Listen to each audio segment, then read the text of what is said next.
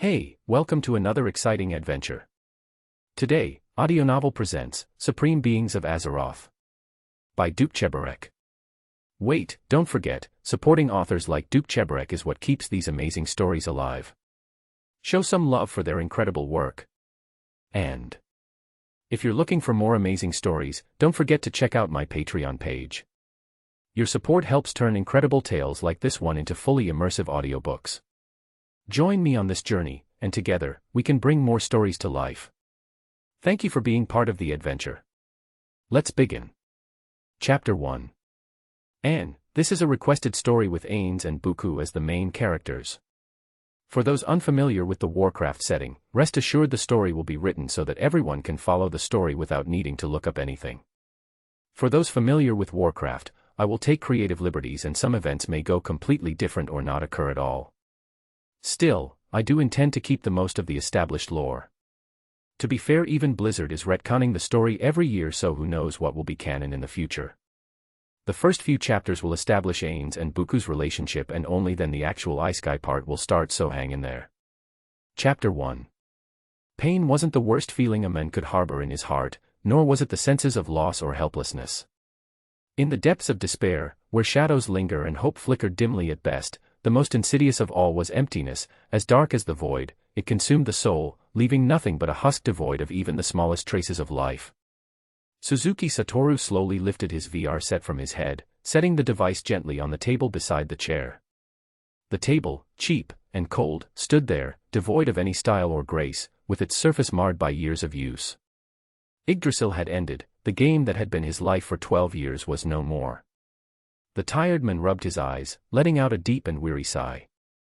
He wanted to feel something, anything, but there was just emptiness. It was as if the very act of Yggdrasil's server shutting down had torn out his heart, leaving a gaping hole and a lifeless shell behind. What should I do now? If I pick up a new game, it'll just end the same way. What's the point when people leave once they get bored? His voice resembled hollow whispers of the damned, resounding softly in the silent room. He closed his eyes, the weight of exhaustion pulling his eyelids downward. Slumping back in his chair, he decided it wasn't worth the effort to crawl to his bed. In 5 hours he had to wake up and go to work, but he knew he needed it. His dead-end salaryman career paid just enough to get by, with a little left over to spend on games, and that was it. Life in 2138, Japan, and the world in general, wasn't far from the hells depicted in various religions. People were constantly overworked, nature had all but vanished, a distant memory for most, and there were effectively no rights for the common people. Satoru, like the vast majority, would have to work till his last breath, slaving away for the wealth of the top 0.0001%. Sleep came swiftly. The dreams were filled with his past adventures, where he ventured as his game avatar, the undead overlord Mamanga. He fought monsters, traveled the world, and made friends. It was a perfect time for him to revel in the glory of being something completely different compared to his real-life self. But as all good things had to come to an end, they all disappeared in the end, leaving him alone. The piercing shrill of the alarm clock ended the raid on the enemy base prematurely, returning him to the stark and unforgiving embrace of reality. He subconsciously went through his morning routine in under 10 minutes. A quick shower followed by a breakfast consisting of gelatinous nutrient paste, the main source of sustenance for poor people like him. Organic food with natural ingredients was a luxury beyond reach, far too expensive for regular consumption and reserved exclusively for the wealthiest.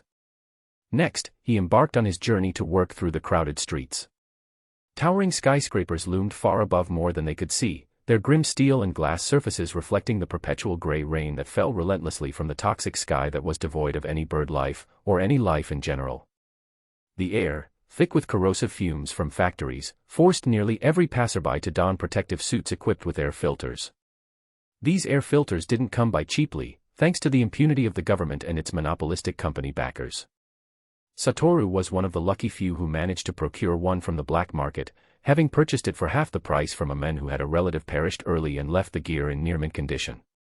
As for those who didn't have to wear the air filter, they wouldn't be in this city. Or in any city similar to this, for that matter. They'd be holed up in their private islands, using only the best technology to ensure the air they breathed was as pristine as it was before the Industrial Revolution. As he navigated through the throngs of people, their faces obscured by transparent visors, he couldn't shake a solemn thought: his filter was running low, and he needed a new one soon. Another expensive purchase to empty his meager savings. Amidst the bleak landscape, he spotted a narrow alley strewn with street children, no older than 10, taking possession of a homeless lady whose lost limbs lay lifelessly upon the cracked concrete. Their burnt skin painted a heartbreaking picture of innocence, forsaken by a harsh reality as they dragged the dead woman to who knew where. Satoru's thoughts trudged through a multitude of people same as him, with nearly everyone wearing protective suits to avoid getting chemical burns from the perpetual rain or damaging their lungs by breathing in the corrosive air, except for the homeless, too poor to afford suits, and thus were destined for a short and agonizing existence that would end with a painful death in the squalid, refuse-strewn alleys, another number to add to another statistic. His day at the office slowly unfolded like any other before it, unremarkable and devoid of any promise or change whatsoever. He spent 10 monotonous hours in his cramped cubicle, answering client complaints with corporate jargon he recited from his script and rejecting all of them on technicalities per company policy. A small break came in the form of yet another portion of the nutrient paste, accompanying a cup of the factory-made coffee that tasted like a mix between burnt rubber and wet asphalt, automatically paid by a portion of his wage as a benefit from the company. At 6:30, when he finally returned home, only emptiness greeted him once more, not even a so-called cricket of the past making itself known present. Collapsing into his gaming chair, he leaned into its worn contours before browsing around the web for a game to play on a phone screen. Nothing on the screen caught his attention. In truth, he no longer felt the drive to play games anymore. The majority of them were the same, low-effort garbage riddled with exploitative monetization and hundreds of microtransactions. As he scrolled through game after game, dismissing them all for one reason or another, an email notification interrupted his search at the corner of his device. Out of habit, Satoru opened it immediately and saw the name Itsuki, a man he had once called his best friend. Itsuki had played as the min-maxing avian under the name Peroroncino in their guild, but like the other guild members, he had quit a while ago, citing real-life reasons. Itsuki's sister, Akari, had also been a player in the game, but had quit when her health worsened. She, a prominent voice actress in the hentai game genre, struggled with a deteriorating back that she couldn't afford to treat even with her income level, with healthcare out of reach for her as typical as it was for everyone else. Satoru wasn't aware of all the details, but he knew her condition had gotten worse over the 2 years since the siblings had stopped playing. He had kept up a correspondence with them as his closest friends from Yggdrasil.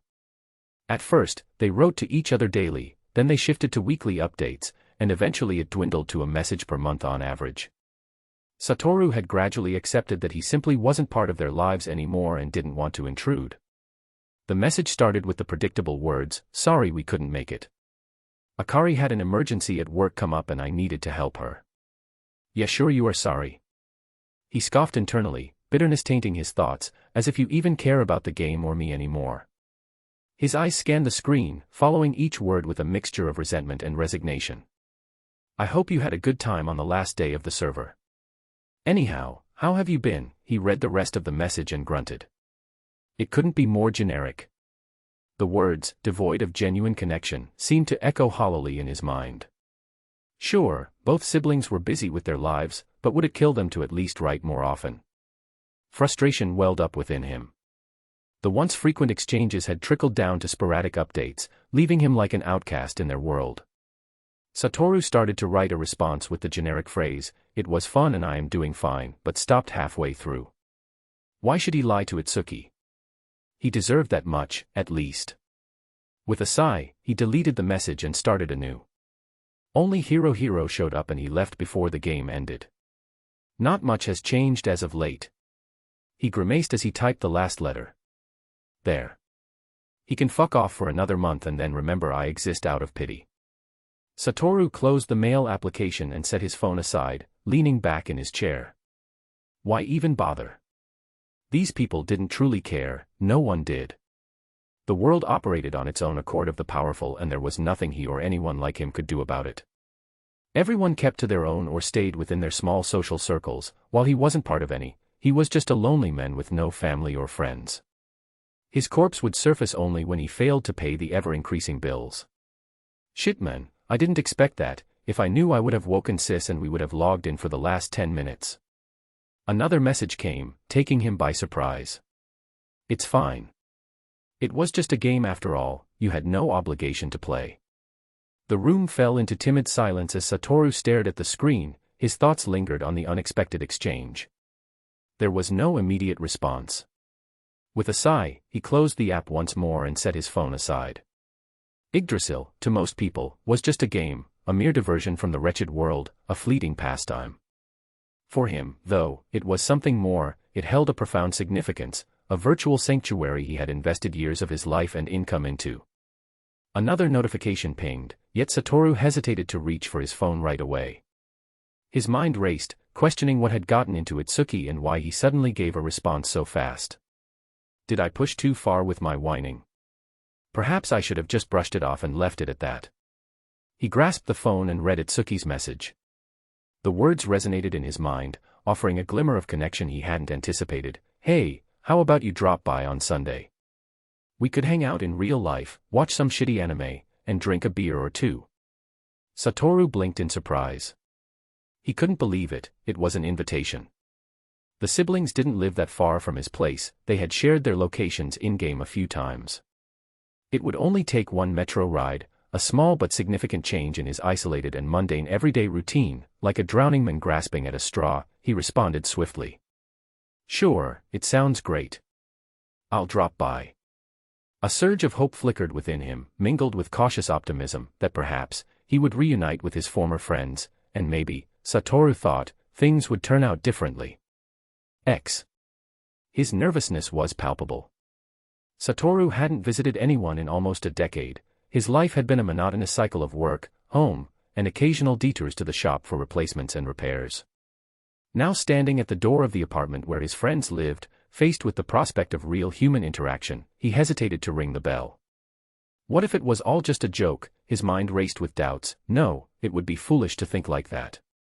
Paranoia was an ever-present companion of his, a trait that had often served him well in the virtual world of the game and on the streets, trained and reinforced by multiple violent incidents typical for someone of his social standing. Despite all this, it came with a crippling disadvantage in social interactions. After shuffling nervously for what felt like an eternity, he gathered enough courage and rang the doorbell. The sound echoed faintly through the hallway, and moments later, the door swung open, revealing a familiar figure, a lanky man with short, messy hair, and a scruffy 3-day stubble. He was dressed casually in a loose navy blue t-shirt and charcoal gray sweatpants, adorned with a subtle pattern of tiny game controllers. Momo. The man's face lit up with a broad, toothy grin, eyes glittering. Yes, Satoru responded hesitantly. Sorry that I am a little late, but dash. Don't worry about it, the metro is shit, I know, his friend interjected, waving him inside. Come in, sis is already getting worked up. Relieved, Satoru entered the apartment, following his friend. He meticulously removed the protective suit at the entrance, hanging it up with care. He followed his friend deeper into the apartment with a pack of 6 beers and a pack of chocolate candy. Both treats had put a massive dent in his savings, but since he had nothing else to spend his money on, he may as well properly prepare for the visit as social norms once dictated. At least he assumed he read the right ones on the internet. Unlike her brother, Akari had dressed up for the occasion. She wore a knee-high black skirt, adorned with subtle floral patterns, paired with a crisp white blouse that accentuated her figure, and her shoulder-length hair was neatly combed to perfection, framing a face that was slightly older than the pictures he had seen on her social media that still retained its allure. She was still as attractive as ever, and even though she was a full head shorter than her brother, she had a slim build with slight curves and a pretty face brightened by a gentle smile, not an advertisement model, pretty, but captivating in her own right. Momo, you are finally here. Why did you come alone? Where is your girlfriend? Have you been ignoring your pretty little sister Buku's attempt to find you a girl? She crossed her arms with an overly serious expression, speaking in a low threatening voice, bombarding him with questions quicker than he could answer. There had been a running joke back when the guild was still active: if you hear Buku speak in a deep tone, run. This was one such situation. A while back, Buku, now Akari, had been insistent on finding him a girlfriend, even teasingly threatening to marry him herself if he didn't man up and make a choice. Satoru stuttered, his voice trailing off uncertainty and nervousness. Come on, sis, you can't ambush the poor guy like that. Itsuki came to his rescue, chuckling. I can and I will. If you plan to tell me that you're still alone, you'd better have a ring with you. Akari's voice rose with a bit of playful aggression. Eh? Satoru let out a feeble whine, as his legs trembled under the unexpected pressure.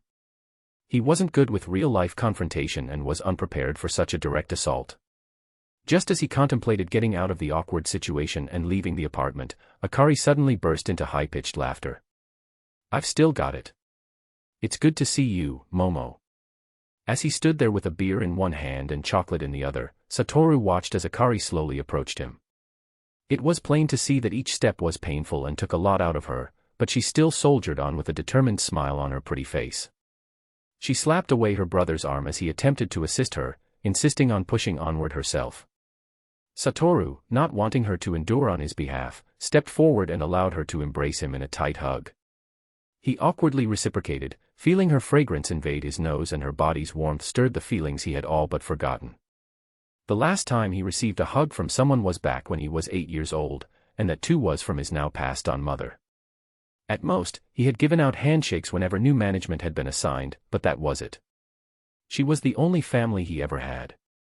Satoru never knew his father, who had passed away in a factory accident when he was only a year old. Though a distant memory, he still remembered her warm hugs and gentle voice that sang a lullaby, the only true affection he had ever received. She always tried to make him the foods he liked at least once a week, even though she worked 14 to 16 hours every day while he was home alone watching cartoons and occasionally calling her on the phone. He had learned how to be by himself at the age of 3, desperate for her affection, but that was in the past.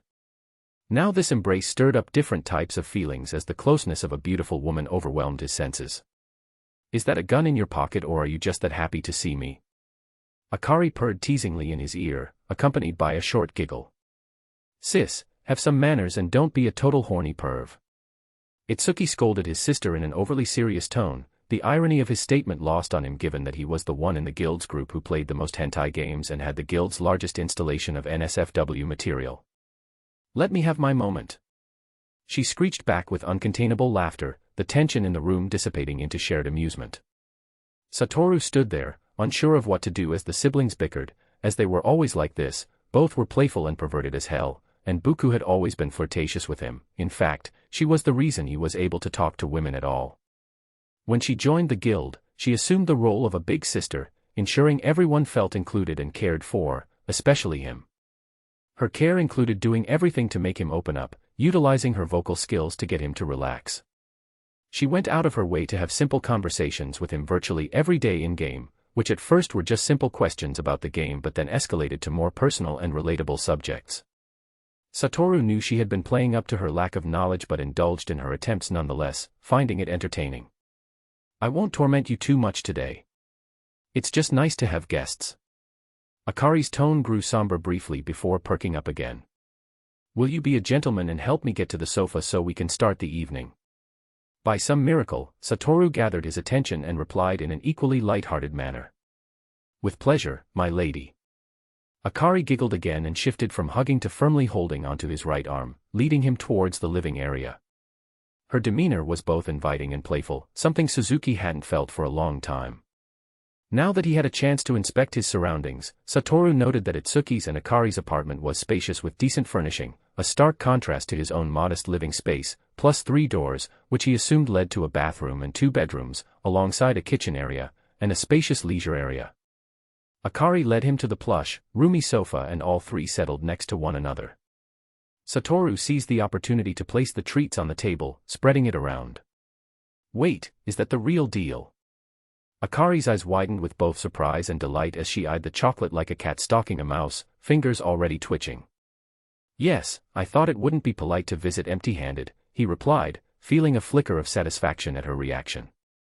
You're spoiling me, Akari remarked as she gave him a quick peck on the cheek before seizing the pack of chocolates with predatory intention, claiming over half the stock. Bringing sis chocolate is like giving drugs to a street junkie. Now you'll never get rid of her, Pero teased. Buku let out a low growl, shooting a glare at her pesky brother over Satoru's shoulder. I have self-control. Sure you do. So I know a great mecha series. Pero smoothly switched topics, tapping on his phone to turn on the TV. Since Satoru didn't subscribe to any streaming apps, he knew little of the newest anime series and thus was unfamiliar with this series. Ugh. Ads, pretty soon they'll stream this shit directly into our brains. Pero groaned, activating the TV. Momo, open the beer, I'll grab some snacks from the kitchen, I can't be a bad host and free ride on your stuff. With this, his friend rose from the couch and disappeared around the corner. As far as ads went, the first one wasn't particularly remarkable. It was for a Western MMO Satoru had heard mentioned only in passing, World of Warcraft.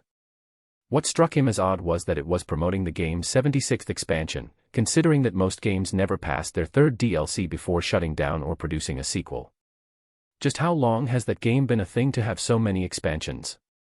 Satoru mused aloud, his voice carrying a hint of curiosity and disbelief, as even the fastest updating card games didn't churn out expansions that fast to reach such an astronomical number.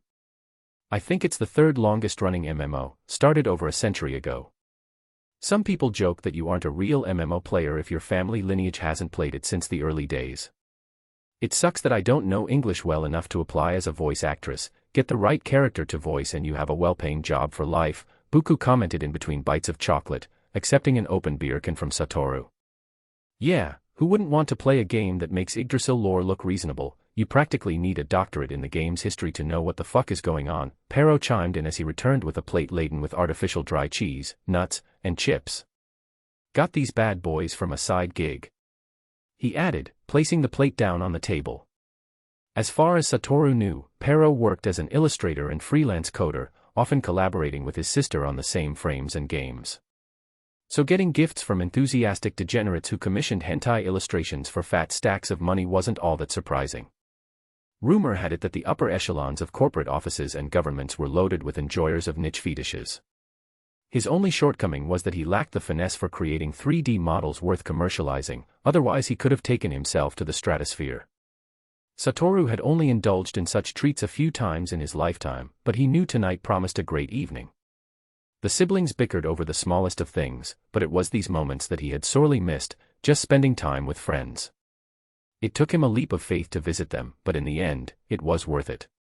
Surrounded by laughter and banter, Satoru felt warmth he hadn't experienced in a long while and realized that he missed this feeling. Chapter 2. Satoru's visits had become a regular occurrence as of late.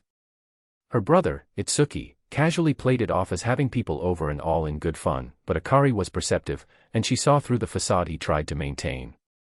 Itsuki was meticulously planning these visits for whenever she was happiest, hoping to spark something between her and Satoru. He wanted her to find happiness in life and had chosen the one person he believed would accept her unconditionally for who she was. Akari scrutinized her reflection in the bathroom mirror. Her face, though still pretty, bore the subtle marks of time and stress typical of her economic status, while her body retained its graceful curves. These were fleeting things, superficial. Beneath them lay a woman struggling to take care of herself in more ways than one. Her back problems began 3 years ago.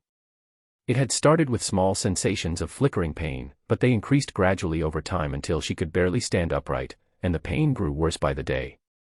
The memories of her last boyfriend briefly surfaced, stirring a painful, yet dull ache within her. He had left her upon finding out about her condition, picking an easier path with a healthier woman over the difficult journey with her. That was the last time she had felt a man, who wasn't her brother, hold her. That was, at least until Satoru began his regular visits, rekindling old emotions and desires deep within her she thought she had lost with the previous man leaving her. Akari knew that at some point Satoru had a crush on her, and he wasn't a bad choice, polite, hard-working, kind-hearted towards those he cared for, and on top of that a decent-looking man. She was grimly aware of how starved for affection she was when her friend hugged her, at her insistence. She recalled the times back in the day, when she was still healthy and feeling desirable. She had dropped hints left and right, hoping to encourage him to be more assertive, and only for him. But he never took that decisive step to ask her out, even though she would have said yes, no matter how awkward his attempt would have been. That was all she wanted from him. Satoru was never good with women, but even he had to realize she was attracted to him. She was never this flirty with other guild members, everyone saw that, but never Satoru. Maybe it was her pride back then that prevented her from being more straightforward. She didn't even know anymore. As she stood in front of the bathroom mirror, a thin crack barely visible in the light, the weight of her reality pressed down on her. She was ill and there wasn't enough money to fix her problems, the pain in her back, a constant, dull throb, her safety net could barely cover half of the treatment costs at best. Going into debt over an operation that might not even be successful while her future as a voice actress was uncertain due to the increased use of AI didn't seem like a logical choice, and even if her brother chipped in they'd still be in deep debt. Akari glanced downward and sighed, her thoughts drifting to the apartment around her and its once vibrant atmosphere, which now felt like a prison. Clutching the sink wasn't enough to not feel the back pain intensify, she needed to decide. Living in a dream world where things would magically become better wasn't an option anymore. Satoru's presence had become a bittersweet reminder of what she had lost and what she still yearned for. She couldn't just hope on forever that Satoru would suddenly decide she was worth dating even if she pushed the topic. Yet she didn't want to just give up on life, despite her fears and insecurities. This time she wouldn't just drop hints. No, this time she would fight for her happiness and make Satoru accept her, and do her best to make him happy as well despite all of her flaws. In truth, her brother was right, the loneliness was slowly gnawing at her soul, killing her faster than her physical condition ever could. But it wasn't just her suffering that troubled her, she knew she was holding Itsuki back from starting his own family as well. Her brother had even started going on fewer dates as time went on, his concern for her and her health overriding his desires and needs. Today was a rare occurrence when he would leave the house in the evening and leave her alone with Satoru, trusting the latter to watch over her while he went out on a date. As he prepared, Akari watched him with a mixture of gratitude and guilt. Itsuki's departure was a significant gesture, a sign that he trusted Satoru to keep her company, in some unspoken way, to take on a role that went beyond mere friendship. As Itsuki stepped out for the evening, Akari felt the weight of the moment crashing upon her. The showers that once were enjoyable as one of the few times the pain could be somewhat temporarily relieved now caused stress over her weakest point, her physical body. She washed and shaved as fast as she could, using quantity of soap over quality of wash in her nervousness. She needed to be at her best for possibly the most important turning point of her life. Akari carefully picked out an outfit that accentuated her figure from her closet, opting for a tight dress with a low cut that highlighted her rather slender curves. For once, she chose lace lingerie instead of her usual underwear, a silent declaration of her intent to reclaim a bit of her lost femininity. The final touch was makeup. Given how rarely she went out or appeared before a camera, there was little need to pretty herself up, but tonight was different. Now fully ready, she waited with a mix of anticipation and anxiety about what was to come.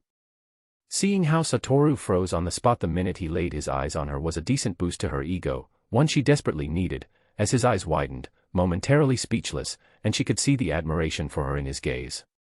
The choice of her dress had achieved the desired effect. A confirmation that she still held the power to captivate, much to her delight. Did I come at a bad time? If you plan to go out, I can come over some other time. Satoru finally found his voice, complimenting her appearance with genuine warmth and slight concern. He had received a last-minute message from Itsuki, explaining that something had come up and he wouldn't be able to be home. His friend suggested that he still visit and hang out with Akari. Itsuki had even wished him luck for reasons he couldn't figure out. I'm not going out today. I just wanted to dress up a bit. How do I look? Akari asked, flashing them a confident smile. You look, great. Beautiful in fact. He answered with a little stutter, his eyes still wide with surprise. Akari's smile widened at his response, her heart fluttering. He still finds me attractive, but would he stay or just use me as a stepping stone before moving on to a healthy woman? It wasn't like she was unwilling to give him the necessary experience, but this was about more than that for her. She didn't want to be used again.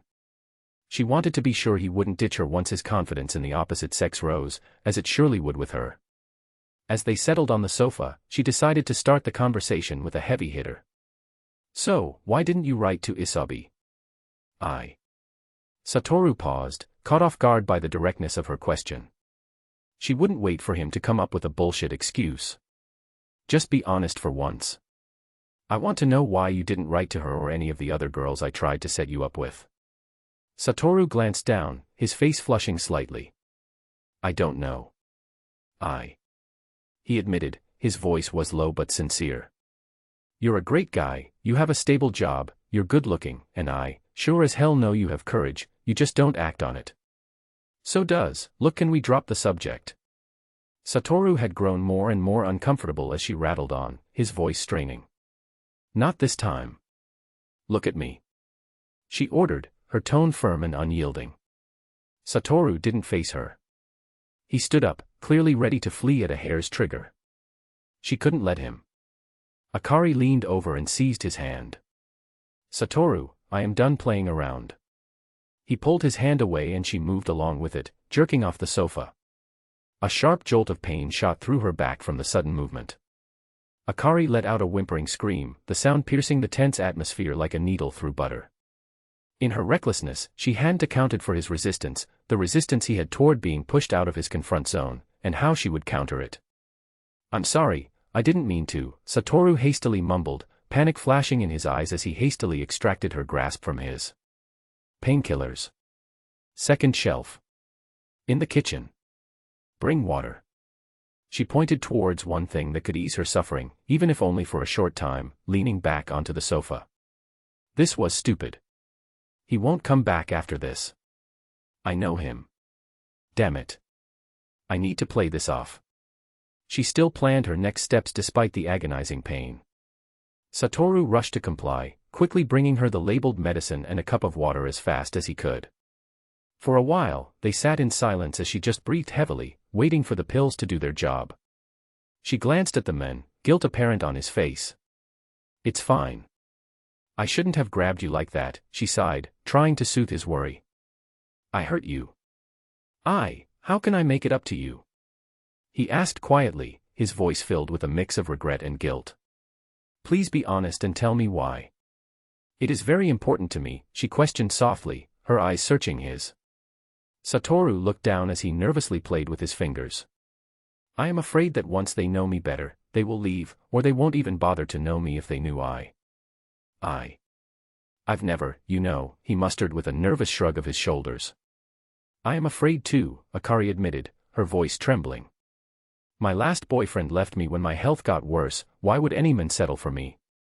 I'm just holding back my brother, and I don't see things getting any better in the near future. I wouldn't care how experienced a man was, but you know what I am most terrified of? No. What? Satoru asked softly. That I will die alone on the streets as a cripple no one wants, her voice broke, tears spoiling her mascara and staining her face. She hadn't felt this vulnerable for a long time. Akari had done her best to hide her feelings from Itsuki and everyone else she knew. But now it all was ready to come out. But you have Dash. He needs to live his own life, she interrupted, her frustration creeping into her voice. He is my brother, not my husband. Get your shit together while you can. Damn it. Let me help you get a woman. I missed my Dash, she paused, her emotions raw for all to see. You know what, no. I want to be a selfish bitch. I don't want to be alone. Akari leaned forward and grabbed Satoru's shoulder firmly. I don't want to be alone, and I don't want to give you to another woman. I know you still like me, so take me, she declared, her voice raw with need as her back threatened to flare up again, but she ignored it, pressing on. Satoru jerked his head back in surprise, and Akari didn't wait for an answer, instead choosing to fall onto him and go straight for a desperate kiss. Satoru didn't resist or push her away. She felt his arms wrap around her, strong and secure as she wanted. He wasn't as weak as she assumed, he was a grown man after all. She grasped the back of his head, her fingers tangling in his hair as she parted her lips. He followed her lead, their kiss deepening with each passing second. Passion lingered in the air. I won't let you leave me, I will do everything to make you happy, she whispered between kisses. I won't leave you, he assured her, his words muffled against her desperate lips. Then have me, I don't want to be alone anymore. Her hand moved to unbutton his pants, her touch determined. I will guide you, you don't have to worry about anything. She didn't need to worry. Satoru wasn't as stiff and unresponsive as she had feared he would be. As she invaded his pants, his hands moved to help her out of her dress, just as she hoped, under the shy exterior was the man she wanted, no, craved. Carry me to the bed, she purred in his ear, as her lips and tongue explored his face and neck, her hot breath caressing his neck, causing goosebumps all over his skin, and with a deep breath, he let his reservations melt away, surrendering to the moment, and to her. In the privacy of her room, they wouldn't get interrupted by the sudden reappearance of her brother. She could afford to be as passionate as she wanted, and by gods, didn't she want to make Satoru's first time memorable. She traced the lines of his chest with her fingertips as waves of desire washed over her, suppressing even her back's screams for attention. Soft moans, whispers of sweet nothings, words of encouragement. She offered them all to her man. He was attentive, he was gentle, and above all, he wanted her. The desire radiating from Satoru was intoxicating. How much she had longed to have that feeling again, as they lay tangled in each other, their breath coming in ragged gasps. Akari couldn't believe how perfectly they fit together. Her hands moved about his back, her nails dug into his skin. With each touch and caress, he moved at a perfect pace, each movement bringing her closer and closer to heaven, leaving them both intoxicated with pleasure. Akari awoke with an unpleasant beat piercing the tranquil morning air. A phone somewhere nearby was blasting the cursed song, "You Have to Wake Up." It wasn't her song nor her alarm. The disruptive noise grated against her awakening senses, shrilling against her desire to sleep. With muttered annoyance, she shifted around with an annoyed grunt and blindly felt around for the damned object, wherever it would be. "Sorry, I have to go to work." Satoru apologized, his voice cutting through the jarring melody as he silenced her tormentor. "Kisses, be back as soon as you can," she mumbled, her voice laced with reluctance. Satoru leaned down to give her a quick peck on the lips, but she was having none of it. Akari's arms wrapped around his neck as she pulled him in for a proper kiss. "You want me to come back here right after work?" Herman inquired, his voice soft with surprise. "Yes, I told you, you're not getting rid of me. I want you in my bed every night," she declared, her tone determined and possessive. She didn't let go of him. "Sure, but won't it Satoru began, his concern for her brother apparent in his voice. "Nope. He won't be mad about you. Be back soon, okay?" "I want more of you," she insisted, cutting him off with a teasing yet demanding tone as her eyes searched deep in his. "I'll try." He gave one last kiss and gently broke out of her embrace, reaching for a shirt. Akari sleepily pouted and sunk back into her pillow. Before sleep claimed her, she heard Satoru leaving the room, closing the door behind him. She awoke 3 hours later from the noise made by her alarm clock. As free as her day was, she still adhered to office hours, ready to do emergency work at a moment's notice, and voice lines whenever needed. A few projects she was involved in were in the last stages of development, and sometimes it was just an additional line or cute sound that was needed for a scene about to be tested or needed to be redone for any number of reasons. As much as she enjoyed the lovemaking the night before, her back surely didn't. It took a lot out of her to leave the bed and put on a morning robe, even for her. She reluctantly grabbed her cane, which she rarely used, feeling like an old geezer when she did so. But there were no other options, especially if she wanted to leave the room on her own. The wheelchair was too impractical for home use, so it collected dust in the corner. Itsuki was already at the kitchen table, engrossed in writing code and munching on a real strawberry jam sandwich. He had bought them in bulk a week ago since they were tasty and likely usable for human consumption, plus weren't too expensive. "Morning, sis. So how did it go?" he asked absent-mindedly, glancing up briefly. "Since when is my private life your business?" She countered, slowly making her way to the table, her steps deliberate despite the shrieking ache in her back. "Just asking." "Coffee." Itsuki replied casually, already pouring her morning liquid into the largest cup they had. "In the big cup." "Didn't get too much sleep," Akari sighed as she accepted the coffee, grateful for the warmth spreading through her pained body. "Nice. I would have sent him a virtual high five, well, if he had gotten laid with a decent woman." Itsuki teased as he poured more into his cup. "You keep running your mouth and I will tell you in great detail what we did." She openly threatened her brother playfully after taking a large gulp of the bitter coffee. "Damn it, you forgot sweetener. That shit tastes like glue. I don't get how you can stomach it." Itsuki got up and fished out a handful of packets for her from the drawer. "I'll pass on the dirty details as much as you want to blog about it as the perv you are, but I want to know the general status." "So?" Itsuki continued, undeterred by his sister's warning. "He promised to be back after work." Akari interrupted as she broke into a smile, her eyes brightening at the mention of Satoru. "That's great, though give him some time before pulling the ring trick." Itsuki went back to teasing his sister, grinning. "I won't propose, you idiot. That's his job," she screeched, though her tone held more amusement rather than anger. Itsuki just chuckled in response, taking another bite of his breakfast sandwich. Seeing his sister happy was so rare as of late and nostalgic that he almost reverted to his younger asshole self who used every opportunity to take a jab at her. She had finally begun to move on. Anyhow, I won't be too pushy, the last thing I need is him getting cold feet, Akari continued, her voice softening as she took another gulp of coffee and stifled a yawn. Aha, you think I don't see you writing him a message already like a 15-year-old to your first crush? Fuck you, I just wished him an easy work day. I can show that I care. That's not being pushy but affectionate, you shit for brains. He won't get cold feet. Her anxiety bubbled on the surface as she stared down at the phone screen with a nervous gulp. The fear that Satoru would use her as a stepping stone was still there, no matter how much she denied the idea that he would be that kind of guy. I doubt that'll happen, as little hope as I have in you. I don't believe you will fuck this up, that guy's built differently, Itsuki remarked, faith in his friend palpable. Gee, thanks, she hissed sarcastically, but couldn't help but break into a smile again. There was something reassuring in her brother's words, that Satoru was different from her previous boyfriends, and that fact gave her hope that he wouldn't just walk away. Chapter 3. At first, living with someone else was challenging. It felt like navigating a maze blindfolded with pitfalls at every wrong turn. Despite that fact, in the end, it was the most fulfilling experience of his life, surpassing even his nostalgic childhood. With all her quirks and imperfections, Akari still made his life infinitely better just by being there. Her presence was like a ray of sunshine breaking through the storm clouds, giving light to his once dull life. Sure, she had flaws, as she rarely picked after herself, leaving a trail of clothes and random objects in her wake, to which Itsuki said was probably his fault for enabling while chuckling.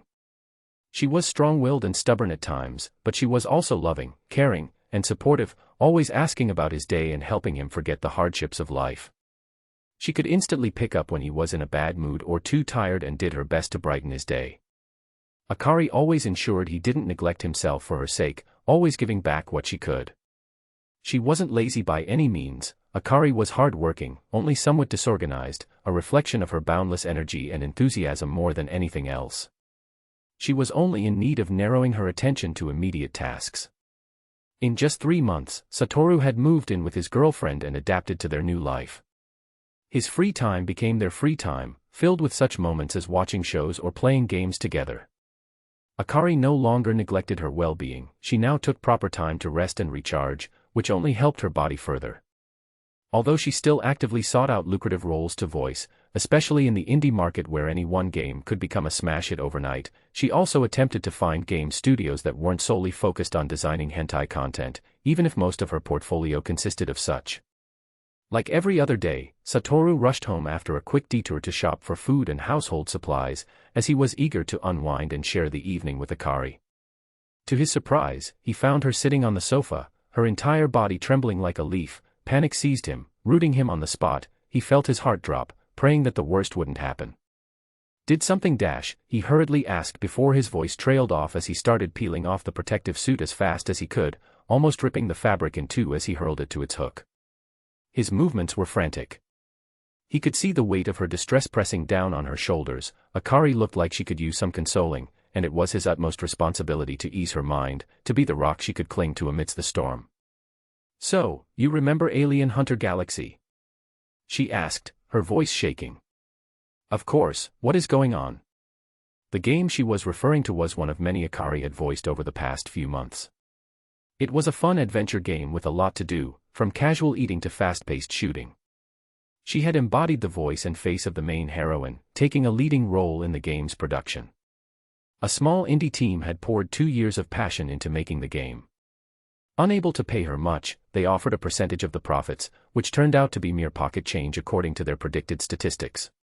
Despite this, Akari was happy to help them, especially since she liked the game a lot and had played it almost to death in its beta and after its release. Plus, cash was cash, and she voiced out her parts whenever she had spare time during her work hours. So, an influencer picked it up and made a viral video. The game has sold more copies than I, and the devs, ever anticipated. Akari patted the spot next to her on the couch, her eyes wide with both excitement and disbelief as she shook. That is good news, right? Extra money won't hurt. Satoru rushed over and embraced her, offering himself. She leaned in close, her breath warm against his ear with tears in her eyes. 2 million copies and it's only picking up the pace by the hour. They will send the royalties to me at the end of this week, she whispered, her voice shaking so much he could barely understand her. Wait, you mean dash? We're freaking rich. She squealed in his ear, her voice piercing the air with uncontainable excitement. Satoru winced, his ears still ringing from her outburst, as his girlfriend squeezed the breath out of him with all the strength she could muster. That's great, you can finally have the operation, he gasped, his voice strained under her ecstatic embrace. I will. But first dash. She pulled him into a fervent kiss, her delicate lips capturing his with a fierce passion. Shouldn't we go to the bedroom? He asked, knowing Akari wouldn't calm down until she had drained every bit of energy out of him and then some. Despite the limitations of her body, she was plain insatiable at times, demanding more than any man could give. Wait, first we celebrate. We just need the bird brain home. She took a deep breath in a bid to steady herself. Horny can wait. I think. Are you sure? I know you, he chuckled in response. Yes, there is one thing I want to do before that. She glanced at the door, and as if on cue, it swung open with Itsuki barging in, hastily removing his protective suit and filter while hanging up Satoru's. Shit, I didn't make it in time, he groaned. Sorry sis, traffic was a nightmare. It's fine. I expected that you would fuck this up. She hissed, her eyes narrowed at her brother. What are you two up to? Satoru inquired, confusion furrowing his brows as he observed the odd exchange between the siblings. She can tell you. Itsuki dropped a small box into his sister's hands and disappeared into his room, adding over his shoulder. No banging in public spaces. Satoru grew only more confused, his mind racing to catch up. Akari looked at Satoru, her eyes sparkling with mischief and excitement. Just a little surprise, she giggled, presenting a small, crimson box in her delicate hands. I was thinking we should make it official before it hits big. You know, so all sorts of shitheads out there don't get the wrong idea once I'm in the public eye. I want to be seen as a taken woman.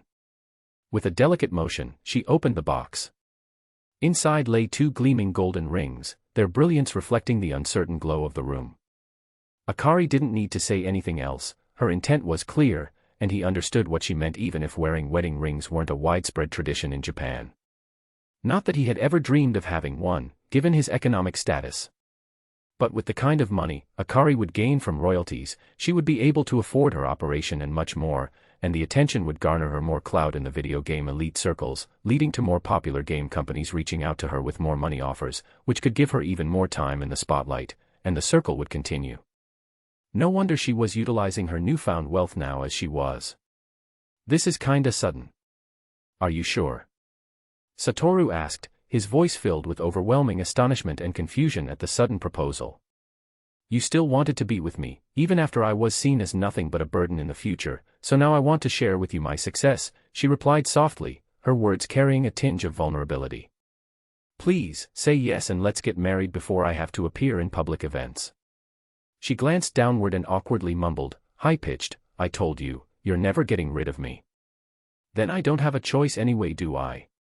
He kissed her gently, taking the smaller ring and guiding it onto her ring finger. Nope. You are mine forever. She giggled excitedly, catching her brother break into a smile as he spied on them from around the corner as Satoru leaned into her. I'll probably have to visit in a hazmat suit from now on, knowing that no surface will be left undefiled, now that I'm leaving. Itsuki sighed dramatically while shaking his head. I expect my first niece or nephew next year. You keep running your mouth and I will make it my mission to defile every surface of your new place when we visit. Akari cackled like a maniac, her laughter delightfully echoing through the room. With the operation being successful and numerous active physical therapy sessions done and scheduled, Akari had regained most of her former mobility, and was now capable of even power walking. It was a testament to the power of money in solving nearly all problems known to mankind, and just how different those with money versus those who didn't were. Satoru also benefited greatly, seeing his wife growing more active, no longer writhing in constant pain, and becoming more adventurous in their intimate activities as she showered him with affection. She still voiced her frustrations about not being able to do everything she wanted, but there was hope that with time it would all become a possibility, a vision discouraged by the doctors they could now afford to visit. Not even the best doctors in the world could undo the damage to her body, and a prolonged recovery time was needed for pain as severe as hers. Perhaps if only she was even richer, they could have afforded the miraculous medicines the richest had, but it was progress, and it was hope.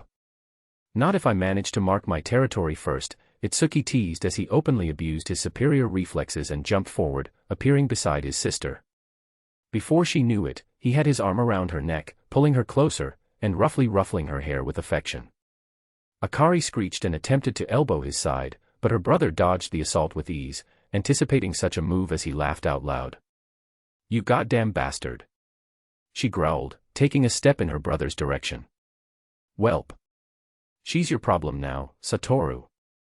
I do not envy you one bit," Itsuki teased, only adding fuel to the fire as he danced away. "The only one we should pity is Hirori. She'll have to deal with your sorry ass," Akari shot back, her tone sharp with sibling banter. Itsuki was about to retort but was interrupted when a notification beeped on his phone. "Looks like they have finished packing the stuff. I have to go now. Love you, sis." Itsuki embraced Akari, who hugged him as tightly as her back managed. It was no bear hug, but it was noticeably stronger than a few months ago. "Remember to invite us once you're settled," she reminded, her tone turning somber. "It's not like it's the end of the world." "I still live in Tokyo," he replied reassuringly, releasing her from the tight embrace. "Take care of her, buddy." He patted Satoru's shoulder, put on the protective mask, and prepared to leave.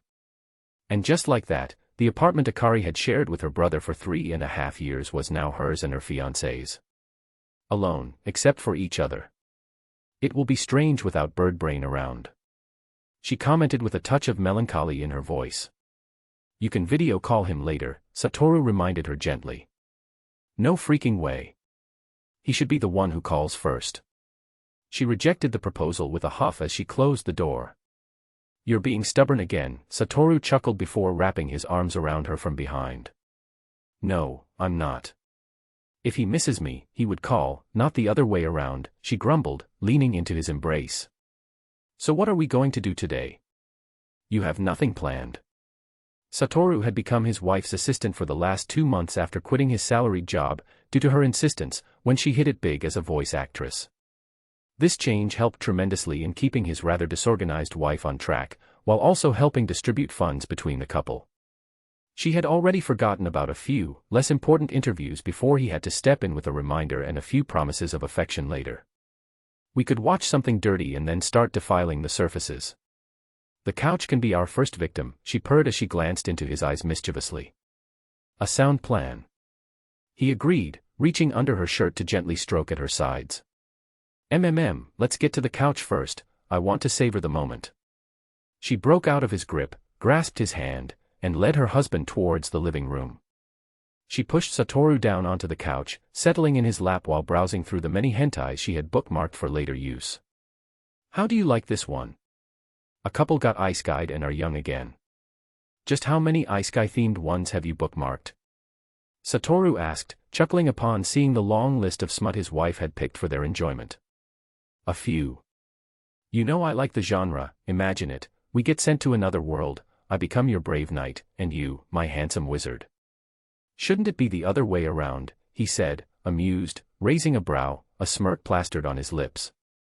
"Nope, you always play casters anyway, so I get to be the knight with a boob plate and everything," Akari smirked. "You know, I should get a 3D printed set. Something easily openable, and we could order a robe for you." "Sure." He agreed without hesitation.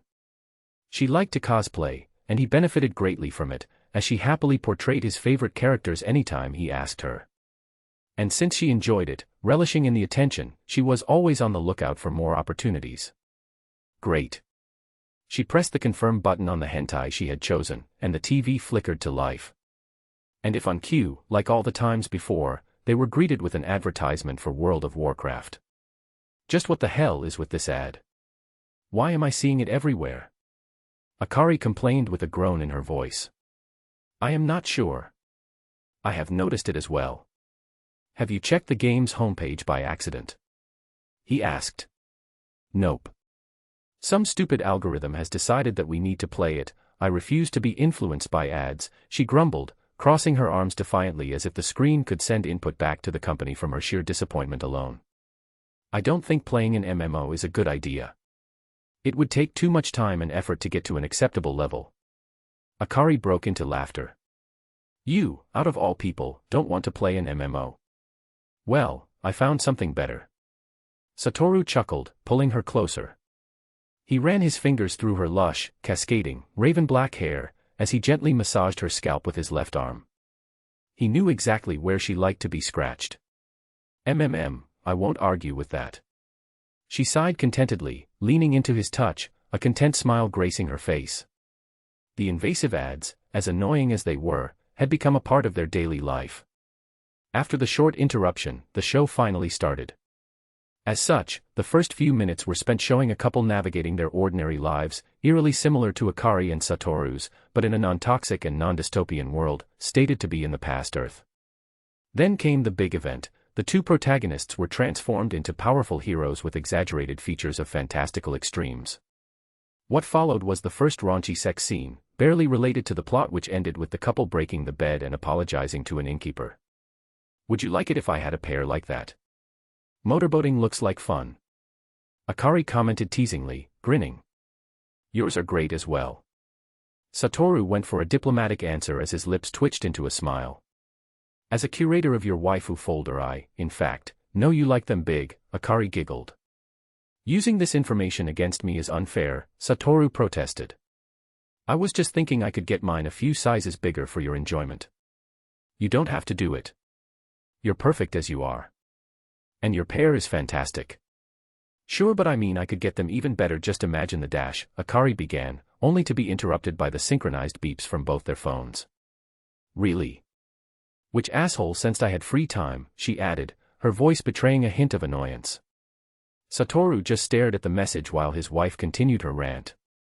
The story designer wants to change the lines from 706 to 780. The revised script is in the attachment sent along. The game director wants the new lines done by morning so we can update the test version ASAP. I dream of the day when I can deliver a foot up the ass through the internet. Akari fumed, clearly vexed by the interruption. Despite having minor celebrity status, Akari lacked a strong enough presence on the internet to take the risk of losing her current job, as the game she worked on promised even more exposure. The chaotic, and most of the time, inhuman work schedules of game developers never took into account the fact that people had lives outside of work. They had dozens of coders, if not hundreds, but she was just one person. I'll get the coffee going.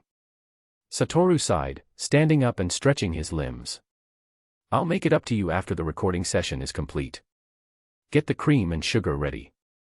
I'll send them an invoice for that shit, Akari replied as she gave him a quick kiss, standing with a slight wobble. Careful. Satoru cried, grabbing at her. I'm fine. Lost my sense of balance for a second there. Besides, I have my strongman to catch me if I fall. She winked, flashing him a smile as she slowly walked to the bedroom, where one corner had been turned into a small recording booth, with a microphone and padding. There was no point in arguing with her about it. After all, Akari often stretched the borders of what the doctors had said she was allowed to do. At least she listened to his concerns most of the time and heeded some of them. As these emergency recording sessions went, Akari needed to be fueled by caffeine and sweets, which he would provide as she worked. Their time together could wait for a few hours. Finances came first. As Satoru prepared the coffee, he glanced out the expansive window that dominated the wall of their apartment. The transparent material was stronger and lighter than any glass from the past, made of nanotechnology none of them could wrap their minds around. Their apartment was situated on the 80th floor, not quite the highest but in the upper portion of their relatively short skyscraper. The view from their apartment was both awe-inspiring and disheartening, with the skyline dominated by impossibly tall skyscrapers, a testament to progressive ingenuity and overpopulation of humanity. The sunlight that filtered through was muted and sickly, struggling to penetrate the thick layers of pollution, if at all. The ground below was a labyrinth of crowded streets, shrouded in the perpetual smog of human waste and greed. Automated drones zipped through the hazy, toxic sky, their mechanical hum providing constant cacophonous background noise. The aroma of the coffee, artificially made since all natural plant life had died years ago, snapped him out of his reverie. Satoru turned away from the window, looking around their miniature kitchen, compact and efficient.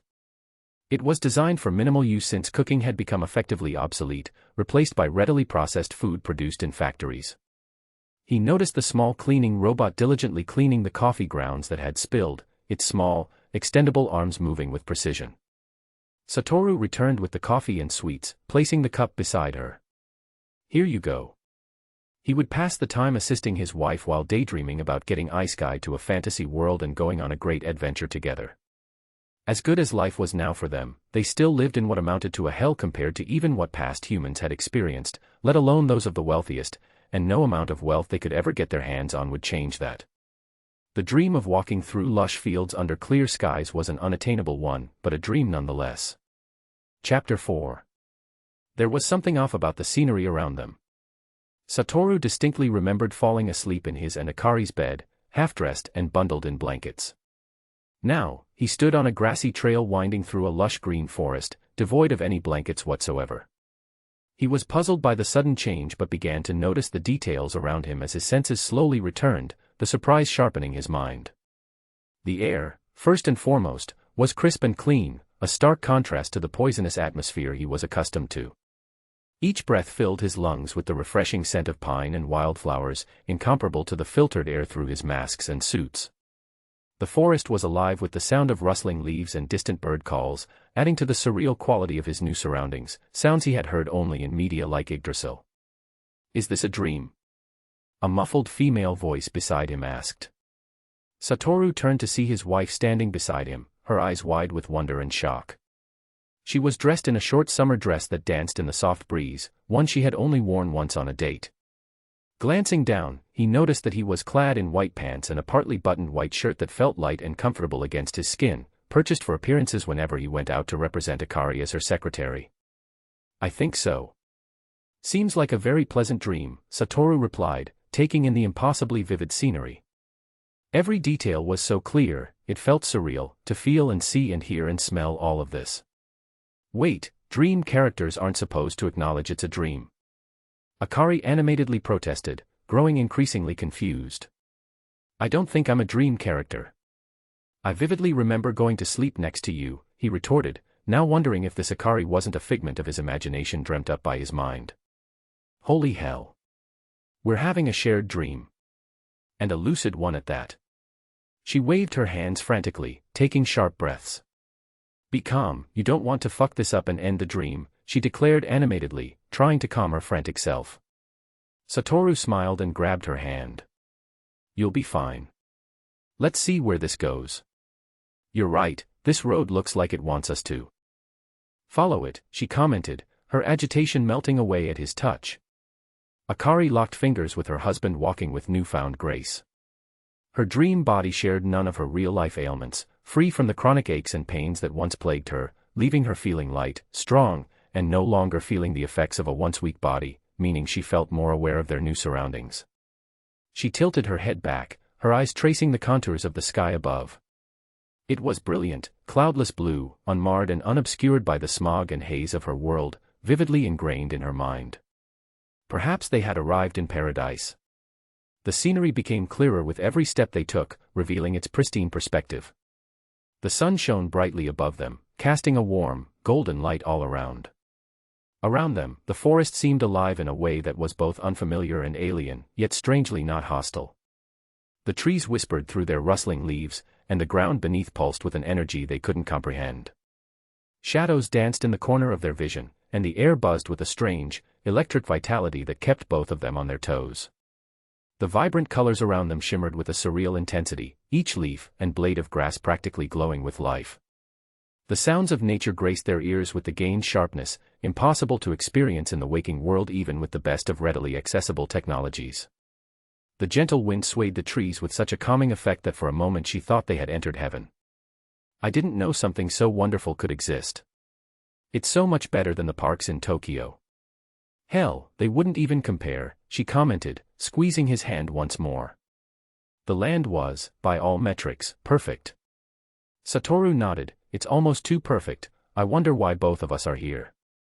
This cannot be just a nice dream, he added as his ears perked to the sounds of birds chirping melodiously from the branches, their songs a harmonious symphony with the rustling leaves. Satoru was once again the voice of suspicion of the two, being the man of logic and reason he was. Akari frowned slightly, he was right.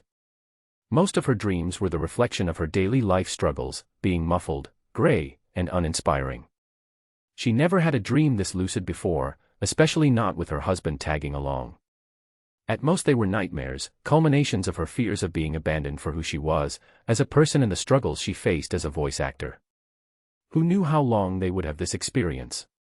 What was the purpose of this? How did this happen? Why did this happen? I guess we'll find out once we reach the end of this road, she replied. The trail twisted through the forest scenery for quite a while, the tranquility of their surroundings lulling them into a quiet yearning to stay here, for eternity, if need be. The lush greenery and the occasional butterflies, with their enchanted wings, created a truly magical atmosphere, in stark contrast with the polluted and gray, harsh world of reality. As they walked down the last loop of the trail, hand in hand, they eventually reached a small clearing showered with the light of the bright midday sun. In the center, a girl with messy blood-red hair sat cross-legged on a tree stump, engrossed in what appeared to be manga. Her round face was impossibly symmetrical, her button nose twitching as her large purple eyes shifted from panel to panel. If Satoru had to guess, he would pin the girl as Caucasian, no more than 15 years of age. There was something otherworldly about this girl despite the contemporary casual clothing she wore, being far too good for what their imaginations could produce.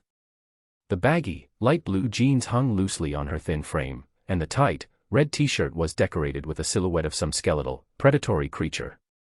Akari and Satoru exchanged curious glances, both sensing that this girl held the key to understanding their dreamlike situation. They approached her cautiously, the former slightly behind the latter. "Heya! You're finally here." She looked up from her reading material and greeted them with a cheerful smile. "Who are you?" Akari asked, her voice tinged with wariness. "Oh, I am Artemal, your diligent benefactor of sorts." The girl replied as the manga faded away from her hands, in a way that reminded them of items disappearing into a storage dimension in an MMORPG. It was both bewildering and fascinating to witness something to just unmaterialize itself. Benefactor. Satoru eyed the girl with suspicion, his gaze narrowing. "A lot of good things have happened in your lives recently, haven't they?" Artemal continued, her voice melodious and slightly teasing. She phased into a standing position in front of them, slightly startling them with the quick movement. Her height barely reached Akari's, who was of average height for a Japanese woman, and was slightly shorter than Satoru. "And you did that? Who are you exactly?" "I don't see foxtails on you, so you're not a kitsune," Akari commented with a poker face, her voice laden with skepticism. She may not have been a strong believer in religions, but she knew a decent amount of Shinto and Japanese folklore given that much of her work involved voicing them. The red-haired girl's appearance, as well as the name Artemal, didn't ring any bells, but her demeanor gave off the mischievousness of the fox spirits she had read about. Artemal chuckled softly, her lips curling into a playful smirk. "I'm not a kitsune. I'm something a bit different, besides, that's your shtick." With all the pluggable tails, she teased, sticking out her pink, glossy tongue curled at the tip in a lewd manner. "How the hell do you know that? Do you spy on us all the time, you perv?" Akari screamed in embarrassment, her face turned crimson. "Pot calling the kettle black." Artemal shook her finger right in Akari's face. "Your benefactor, remember. I know everything about the life of you two. But why are we here then?" Satoru inquired in hopes of defusing the brewing tension between his wife and this mysterious girl. Knowing the stubbornness of his wife, he could only hope Artemal wasn't her match in this regard. "I am getting to that point. So. Earth is boring." "Like, really boring," Artemal rolled her beautiful eyes, which shimmered in the rays of the overhead sun. "Even if I made you filthy rich, there aren't that many interesting things for you to do. How about I give you an interesting choice?" "What choice?" "You don't imply this is dash." Akari's eyes widened as she trailed off. She couldn't help but compare the current predicament to countless scenes from Isekai media where protagonists met a deity who sent them to a different world on an important mission, usually to defeat a great evil of some sort, or perhaps said entity had made a mistake that broke the world's rules and thus had to make up in some way. "Bingo, this is exactly what you think." Artemal twirled around, the entire scene following her in a blur. Suddenly, she was sitting in a red leather chair, perched in the midst of a dimly lit, run-down apartment. The flickering lights cast eerie shadows on the cracked walls and peeling paint around them, and Artemal's attire had transformed. She was now dressed in a tight leather outfit adorned with an open leather coat. Her once tousled hair was now slicked back, framed by small round sunglasses perched playfully on her nose. She extended her arms towards them, holding 2 azure blue pills in her right palm and 2 crimson red ones in her left. "Is this a reference to something?" Akari asked, bemused by the bizarre gesture. The whole scene was too weird not to ask such a question, and this entity seemed to be highly engaged and familiar to Earth's media. "No idea. I might have seen this somewhere." Satoru replied nonchalantly with a shrug of his shoulders, as his gaze shifted from Artemal to Akari. "Don't ruin this for me." Artemal grumbled with a pout that contrasted with the intensity of her strong gaze. "Sorry, carry on." Satoru apologized, unsure about what they were supposed to do in this strange scenario. "You have a choice. If you take the blue pills, the story ends, you'll wake up in your bed and believe whatever you want." Artemal explained, her voice carrying a weight of gravity despite her playful demeanor, as she paused dramatically, her eyes glinting with an otherworldly sparkle peering above the small round sunglasses perched on her nose. "You take the red ones, I'll show you how deep the rabbit hole goes." "What exactly are we picking?" "We aren't some naive 15-year-old twats who'd fall for this," Akari remarked, peering down at the girl with a disappointed look. "And you just had to spoil the fun," Artemal retorted with resignation. "Fine, the blue ones means you return to your old, mundane life, but if you pick red ones, I can whisk you away to a fantasy world to do all the great things your little selves can muster," Artemal continued flatly, her eyes glaring up at the pair. "What are you getting out of this? For all we know, we could be signing up to terrible fates." Satoru added skeptically, his eyes narrowing as he considered the implication. He wasn't convinced picking the red pills was a good idea. If a deal was too good to be true, it usually was. There was no such thing as a free lunch. Why am I even trying? I knew it would end up like this. If you want details, I'll give them. If you return to your lives, all that awaits you is living to about 60 before your bodies give out and die, given your lame and horrible conditions as mortals. Your souls will likely drift apart forever, never to be united again after death. What I'm freaking offering you is the power to shape your flippin' fates." Artemal's voice rose sharply, punctuating her frustration. "I've been leading you two on for months to understand the idea of being Ice Guide, manipulating dozens of people to plant just the right concepts, and now all I get is 2 paranoid geezers who need to be sold on the idea of leaving behind that junkyard of an Earth for a more glorious fate. Now pick or I'll get mad, and you don't want me mad." Artemal ranted, her eyes blazing. "Who are you calling a geezer, squirt?" Akari shot back, her temper flaring. "Squirt. I am older than all of your reincarnations combined. It's not me who is a fossil at 30. Artemal retorted as she glared back. "That's it." Akari raised her fist, ready for a confrontation. "Bring it." Artemal jumped to her feet, equally ready to have a fistfight. Satoru, knowing this won't end well, intervened, grabbing Akari and roaring. "Both of you, stop acting like children." "Sorry," both girls responded in unison, their voices echoing with surprise. "Wait, why am I apologizing? I'm the one in charge here." Artemal scratched her head, then took a deep breath, trying to regain her composure. "Pick now," she demanded, her tone striving for authority. "Relax. We just wanted more information," Akari sighed, turning to Satoru with a mischievous smile. "We wanted this." "That we did." Satoru picked up the red pills, handing one to Akari and tossing the other in his mouth as she took it. His wife followed his lead and swallowed the pill as well. Why do I taste? What is this?" "Those are cherry candies." "Here, take the blue ones too, they're blueberry flavored." Artemal returned to a cheerful demeanor as the scene reverted to the lush forest. Her appearance morphed back to the casual attire. "Wait, if those are just candies then why did you dash?" Akari started, her confusion evident. "So you accept the choice you made?" "I already knew what you would choose, so let's start the transformation." Artemal's voice was filled with excitement as she prepared to reveal the next stage of their journey, much to the couple's concerns. Satoru felt strange. The feeling wasn't bad, just weird, as if he was gently getting electrocuted, but there was no pain whatsoever.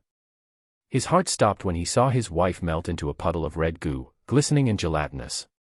He reached out, only to find his hands had become skeletal, devoid of all human flesh. Wah! He gasped, feeling his lungs shut down, but instead of suffocation, a wave of calmness washed over him instead. What in the ever-living fuck is this? Akari let out an echoey scream from her jelly form, surprised. Relax. Just the first step of the process. I needed to turn you into Ainz and Bukubukuchagama first. Artemal brushed off her panic nonchalantly while pressing buttons on a translucent, floating UI panel. Relax. You turned me into a pile of slime and my husband into a skeleton. Are you mental? Akari, now evidently Buku, lunged at the girl but froze midair. Explain. Satoru demanded. His new form had grown to the impressive height of 2 meters, fully becoming his game avatar, clad in a midnight black robe adorned with an intricate golden embroidery. His skeletal frame was stark white, gleaming like polished ivory, his ribcage exposed showing not only the pristine white bones but an ominous red orb glowing within. A dark halo-like object glimmered right behind his head, and a pair of tiny dark red flames emanated from deep within his empty eye sockets, adding to his fearsome presence. His hands, though bony, moved with the fluid grace of a fully fit man, each finger tipped with sharp, claw-like appendages. 10 rings now adored his fingers, 9 new ones joining his wedding ring, which had somehow survived this conversion. His wife had reverted to her game avatar. It was an odd-looking pink flesh. A formless red slime with shining orbs floating within her gelatinous mass, her appearance seemed quite grotesque. Calm down you two, give me a few minutes and you'll both be happy, it's a promise. Artemal gave them a reassuring smile. How? You turned us into this. Akari's voice trembled, growing increasingly agitated, her gelatinous form quivering. 5 minutes. And if you don't like it, I will turn you back into humans, just keep calm, deal. Artemal replied with a disarming smile. Let's see where this goes, Satoru agreed as he walked up to his wife and placed his skeletal hand gently on top of her highest point in a reassuring gesture. It was safe to assume he wouldn't be able to harm the entity that was playing with them like disposable toys, and neither would his wife. They were at her complete mercy and whims, possibly more given her previous statements of having supposedly been responsible for their changes back in reality. If she could do it there and here, there was no reason to not expect her to be able to do it once she finished whatever she was doing. Good. Now let's see. First, race changes. I know. Artemal's eyes sparkled with excitement. I will call your race supreme beings. What does it mean? Satoru inquired, his interest piqued. This term surely indicated that he and Akari would be quite strong, and was akin to the jargon Yggdrasil's NPCs sometimes used. She had already drawn on the game for their avatars. He could begin to see the patterns forming. In short, I'll give you both all sorts of neat abilities, the main ability being the ability to use any force and even generate them if you have enough magical reserves. You'll love it. What do you mean by generating force? Akari, now more accepting as Buku, inquired, her voice echoing eerily. There are a lot of natural forces in the reality I'm sending you to, such as light, void, death, order, disorder, that sort of thing. All magic is related to these forces. You two will be able to use them at your leisure with almost no consequences with my modifications. Mind you, there'll be some, so at least learn about what you're using, but even they'll be tapered downwards. Additionally, your mana pools will transform your natural energies into these forces for your use.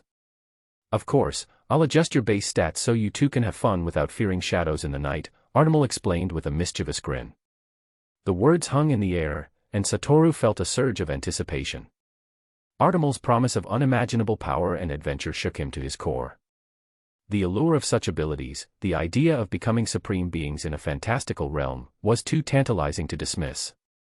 Akari and Satoru exchanged a glance. Does it mean we can use abilities we had in Yggdrasil? Satoru asked. With Akari too worked up to approach the situation logically, it fell upon him to acquire as much information as he could. He was better negotiating with a script of prepared questions and counterpoints, not freestyle like this, but Akari clearly was still too worked up to think clearly. Yes, and then some. I'll also lock away some more broken feats I added, so you have some time to adjust. Now then, the main skill you both are going to love. It's called Visage and it lets you pick any form you like. Go on. Try it. Artemal waved over Akari, releasing her from stasis. Any form? Akari questioned cautiously. More or less. Try imagining how you want to look and go for it. She encouraged the pair with a playful nod. Akari didn't need to be told twice. Her gelatinous form shot up, assuming a humanoid form, and within a blink of an eye, she had remade herself into her ideal form, alluring to possibly every man who saw her. Her face, now perfectly symmetrical, boasted large sea-blue eyes, almost like anime. Her lips were full and luscious. Her black hair cascaded down in a long, silky waterfall. Every imperfection had been smoothed away, leaving behind a vision of ethereal beauty almost too perfect to be real. Since her avatar didn't wear any armor or clothing, her body was now on full display, from top to bottom. Instead of her original slender physique, she now had a curvy and athletic form, with a full hourglass figure enviable of most models.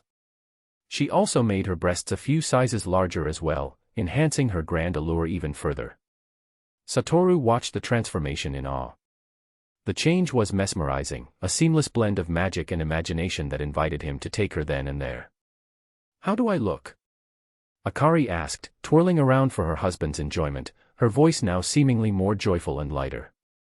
I hope you like it. See now. They're styled like an arrow pointing down, she added, with a teasing smile. Satoru let out an incomprehensible sound, the dark red flames in his socketless eye holes flaring in astonishment as his mouth, now just a singular jawbone with teeth, remained agape, hanging comically downward. I think you've crashed him, Artemal laughed. Just the reaction I wanted. Akari giggled, her laughter melodic echoing like chimes in the wind, a stark contrast from the former eerie echo she once had, let alone her original human voice back on Earth. Though I need some clothes. I wouldn't want to show up in the new world literally butt naked. I am a taken woman, after all, she added, her voice laden with a symphony of delight. We'll get there. You'll get your inventories full of all sorts of goodies. Hey, big guy, it's your turn, Artemal called. Huh. Satoru blinked, snapping out of his reverie, the vividness of his wife's chosen visage too much, even for his now undead form. Seeing her enhanced beauty was like discovering colors existed after being colorblind, if not better. Try your visage form, just a warning for you too, visage neither changes your fundamental properties nor gives you particular traits, but only alters your appearance. Artemal urged on. Sure. Satoru remembered his human look and shrank down to his previous size, causing him to notice a sigh. Sato, can you go back to that height? I love you and you look great, but you can spoil me a bit as well and go beyond. Akari placed arms behind her back and leaned forward, her eyes wide with puppy-like innocence, only bolstered by her new eyes. Let me help you a bit. Artemal winked and snapped her fingers. Satoru instantly grew back to the impressive height of 2 meters, his form widening as well, but this was a mere shadow of the true changes simultaneously occurring. His human muscles bulged, becoming extremely pronounced, his face broadened, especially his jaw, which now appeared practically chiseled from granite, and his eyes gained a stormy gray color that seemed to hold ancient wisdom deep within. His skin was like polished marble, white enough to give even the richest of dermatologists a run for their money. This new form screamed strength and power. He stood there, towering and imposing, the embodiment of a warrior king. Ironic, since he had been a mage in Yggdrasil. Abs. Akari's eyes sparkled with a mixture of admiration and lust. Her supple tongue slipped out as she drooled at the sight of her husband's chiseled chest. Just like a teenage girl. Artemal laughed at Akari's reaction. You can grate cheese on those. Hey, don't laugh at me. You just pushed him from 9 to 15 out of 10. Akari pointed her finger at the girl, her voice laced with a mix of awe and indignation. Fine. Now, let's add the items, some trinkets, a bit of books, and a few world items, and done. Artemal rubbed her hands together, a satisfied grin spreading across her porcelain-like face. So, here's the deal, I am dropping you in another world called Azeroth, and you can do whatever you want, build empires, kill kings and queens, and have fun. But let's start low, okay? Maybe travel a bit first to learn about the world. Oh, and pick simpler gear. I put plenty of options in your inventories for you to choose from. Sato, I also put the guild staff in your inventory, and now one last thing, I picked new names for you. Artemal spoke fast without pausing for breath, if at all she needed to. Names. Satoru questioned, his curiosity piqued once more. Yeah, so, you will be Ainz Olgaun and Akari is now Buku Olgaun. Not that I don't like the idea, but why? Akari inquired while tilting her in confusion, the strands of her hair swaying gently in the light breeze. Those sound cooler than Suzuki Satoru and Suzuki Akari, she chimed with mischief, her giggles tinkling like wind chimes. Fair enough. I like the ring of it. Buku and Ainz, we can be monsters just like in the old times, this time for real. Akari smirked as she pulled out a set of underwear and a simple leather set with plates covering the vitals. The ease with which she accessed her inventory was almost second nature, it felt as natural as breathing, even easier than it had been in-game. She also picked a buckler shield and a steel longsword, simple in appearance but Ainz knew otherwise based on his memorized stats. The leather armor hugged her form perfectly, highlighting her perfect athletic build. The plates gleamed dully, ready to deflect any blows her way. The steel longsword felt perfectly balanced in her hands, as if she had been wielding it for decades. We have those forms now, so it fits. From now on, I will be known as Ainz Olgaun, Ainz agreed. He too was changing his clothing to a simpler purple robe with a hood and wielding a wooden staff for a weapon. And I will be your beloved wife, Buku Olgaun. She giggled, her excitement palpable. Then we are almost done. Here is the map of the region. Good luck and have fun. I expect to be entertained, so I may drop by one day to say hi. Artemal replied, pushing a scroll into Ainz's hands. Ainz examined the scroll, feeling its weight and texture, the parchment surprisingly smooth under his fingers. Thank you, he sighed, his deep voice resonating with a newfound sense of purpose. Wait. What about Itsuki? Buku questioned. She and Ainz would be completely gone from her brother's life without any warning after all, along with all of their former deadlines and responsibilities. Tell you what, I'll show him your adventures in his dreams. He'll get the short version of your transformation tonight and I'll make sure he inherits your money. Artemal nodded, her voice reassuring. But he'll still be on Earth. Buku looked up at Ainz in a silent plea and received an immediate nod of agreement from Buku, both able to communicate without words in this matter. What do we have to do to be transported with us? And perhaps his girlfriend too if he doesn't want to come on his own. Bring him as well. Artemal tapped her nose with her index finger. Nope, not at the moment. We'll kill the vibe you know. Is there nothing we can do to bring him with us? Ainz inquired, seeing how deflated Buku became after the rejection. That's actually. Yes, that will do. I'll leave clues for you both to learn interdimensional summoning magic. If you find all the pieces, you'll be able to summon him as Pero. It's better than nothing, Buku sighed. Please tell Itsuki I love him and we will find a way to bring him over. Don't worry, I will, and who knows, it might happen sooner than you think. Now go and have fun. Artemal waved her hand and everything went dark. Chapter 5. And the profile picture was made by art_craft21, Twitter handle. After their vision cleared, the scenery remained pretty much the same compared to their dreams of the entity. They stood amidst lush woods, under a crystal-clear sky with a cacophony of natural sounds enveloping them like a soothing artificial ASMR sleeping audio.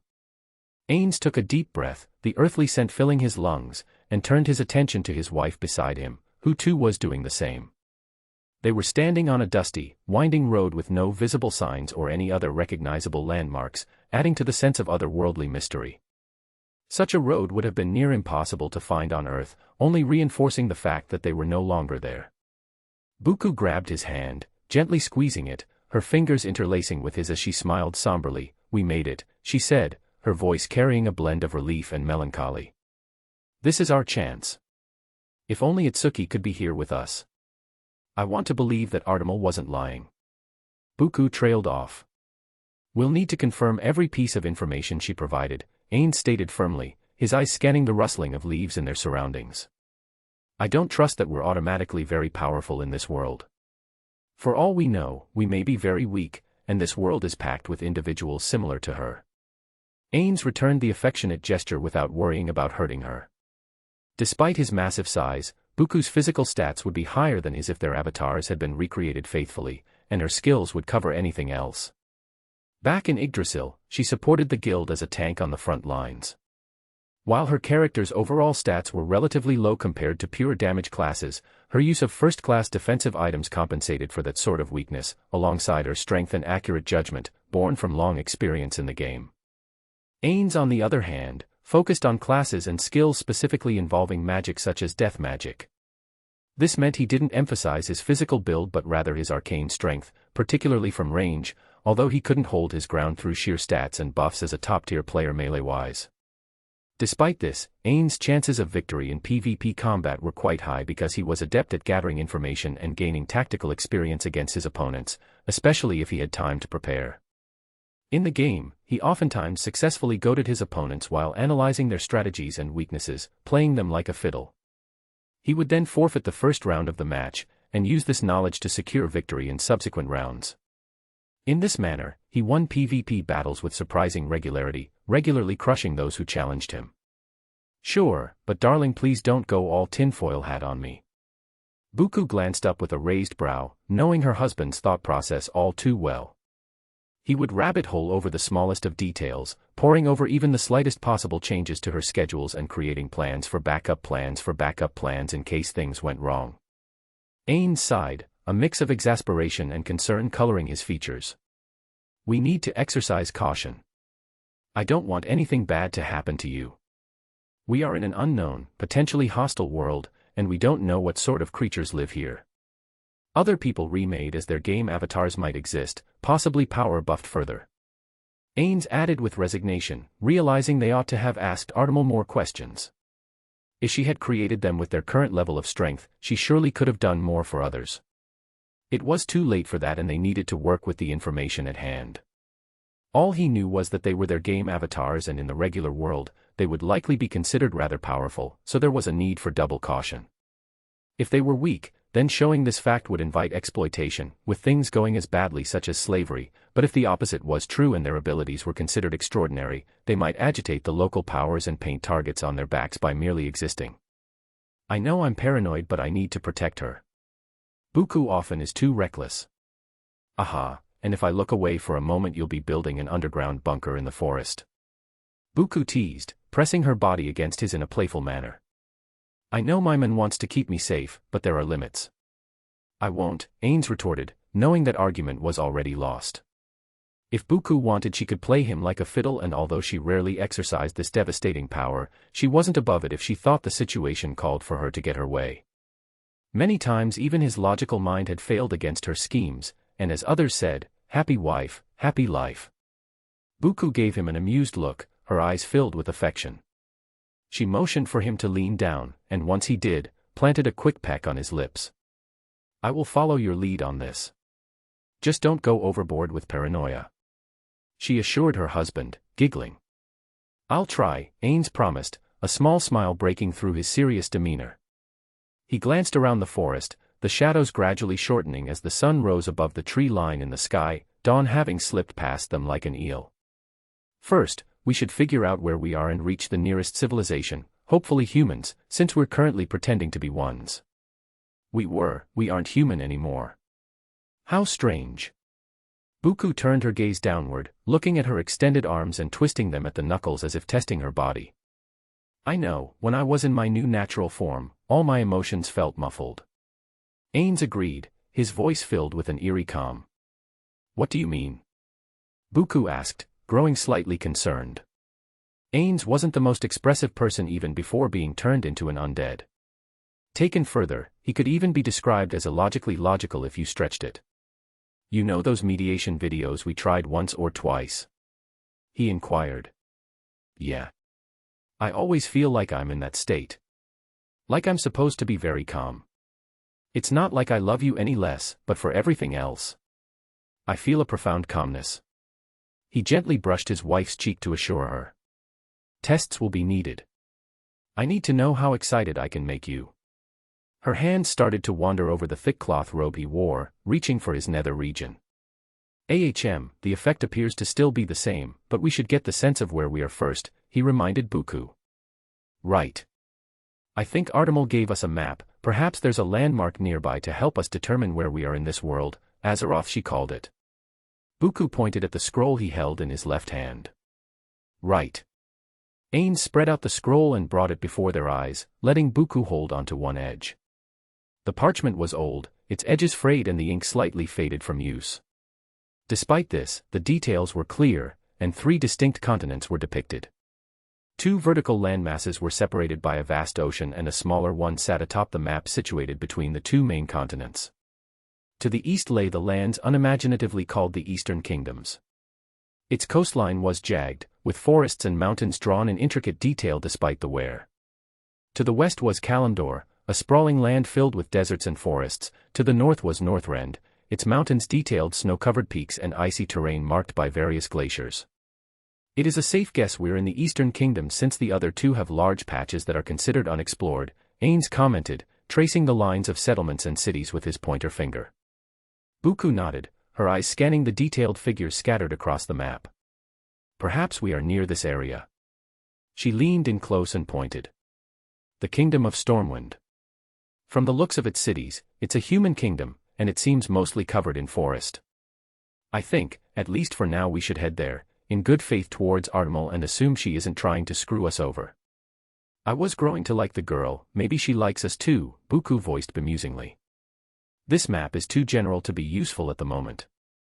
There are only 7 cities and towns mentioned in the whole kingdom, but if the scale is correct, there should be a lot more settlements for a kingdom of this size, Ainz noted, his finger tracing the rough outlines of Stormwind to the rough outlines of the forests, the vast expanses thoroughly unsettlingly sparse, like uncharted territories waiting to be explored, all the civilization found and documented on the parchment.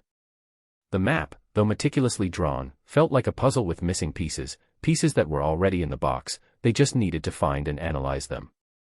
I feel that I have some food in my inventory, so we don't need to worry about hunger, if I can even feel hungry that is. Artemal did say this visage form wouldn't change our true natures, Ainz added. I do feel peckish, however, we better leave our food reserves as is for now. I probably can go a long time without eating, and I can eat a lot more now than before. How about we pick a direction and start walking? We should stumble upon locals sooner or later. We need to gather more information at least, Buku suggested. Good idea. Ainz agreed. He carefully folded the map back into a square and held it out before him. With a slight gesture, a void opened, its edges shimmering with a dark, ethereal glow akin to the game's graphics. He placed the map into the void and let it go, which closed seamlessly, leaving no trace behind. It wasn't probably a good idea to do this in front of others till they confirmed the magic and laws of this world, he thought to himself. They started moving westward, the road stretching ahead of them through the dense forest, twisting and turning here and there. The scenery changed little for half an hour, save for occasional side roads leading into the woods until the towering trees and undergrowth created a green tunnel around them, glittering with more green than they had ever seen combined in their past lives. The air was filled with the scent of pine wood and damp earth and the occasional rustle of small creatures moving in the foliage, pleasant to the nose and ears. The silence between them was comfortable as they were very much attuned to each other's presence, moving in peace. Ainz's mind was filled with strategies and possibilities of what was to come, while Buku kept a keen eye on their surroundings, her senses alert for any sign of movement or danger. Eventually, the road began to widen as the trees gradually thinned out and the underbrush shrank as they reached a crossroads. They spotted a 4-way road sign with symbols recognizable to neither of them. This must be a landmark, Ainz mused, stepping closer to examine the carvings. This may prove to be a problem. I can't read this, he added, sighing. Neither can I. Any bright ideas, darling?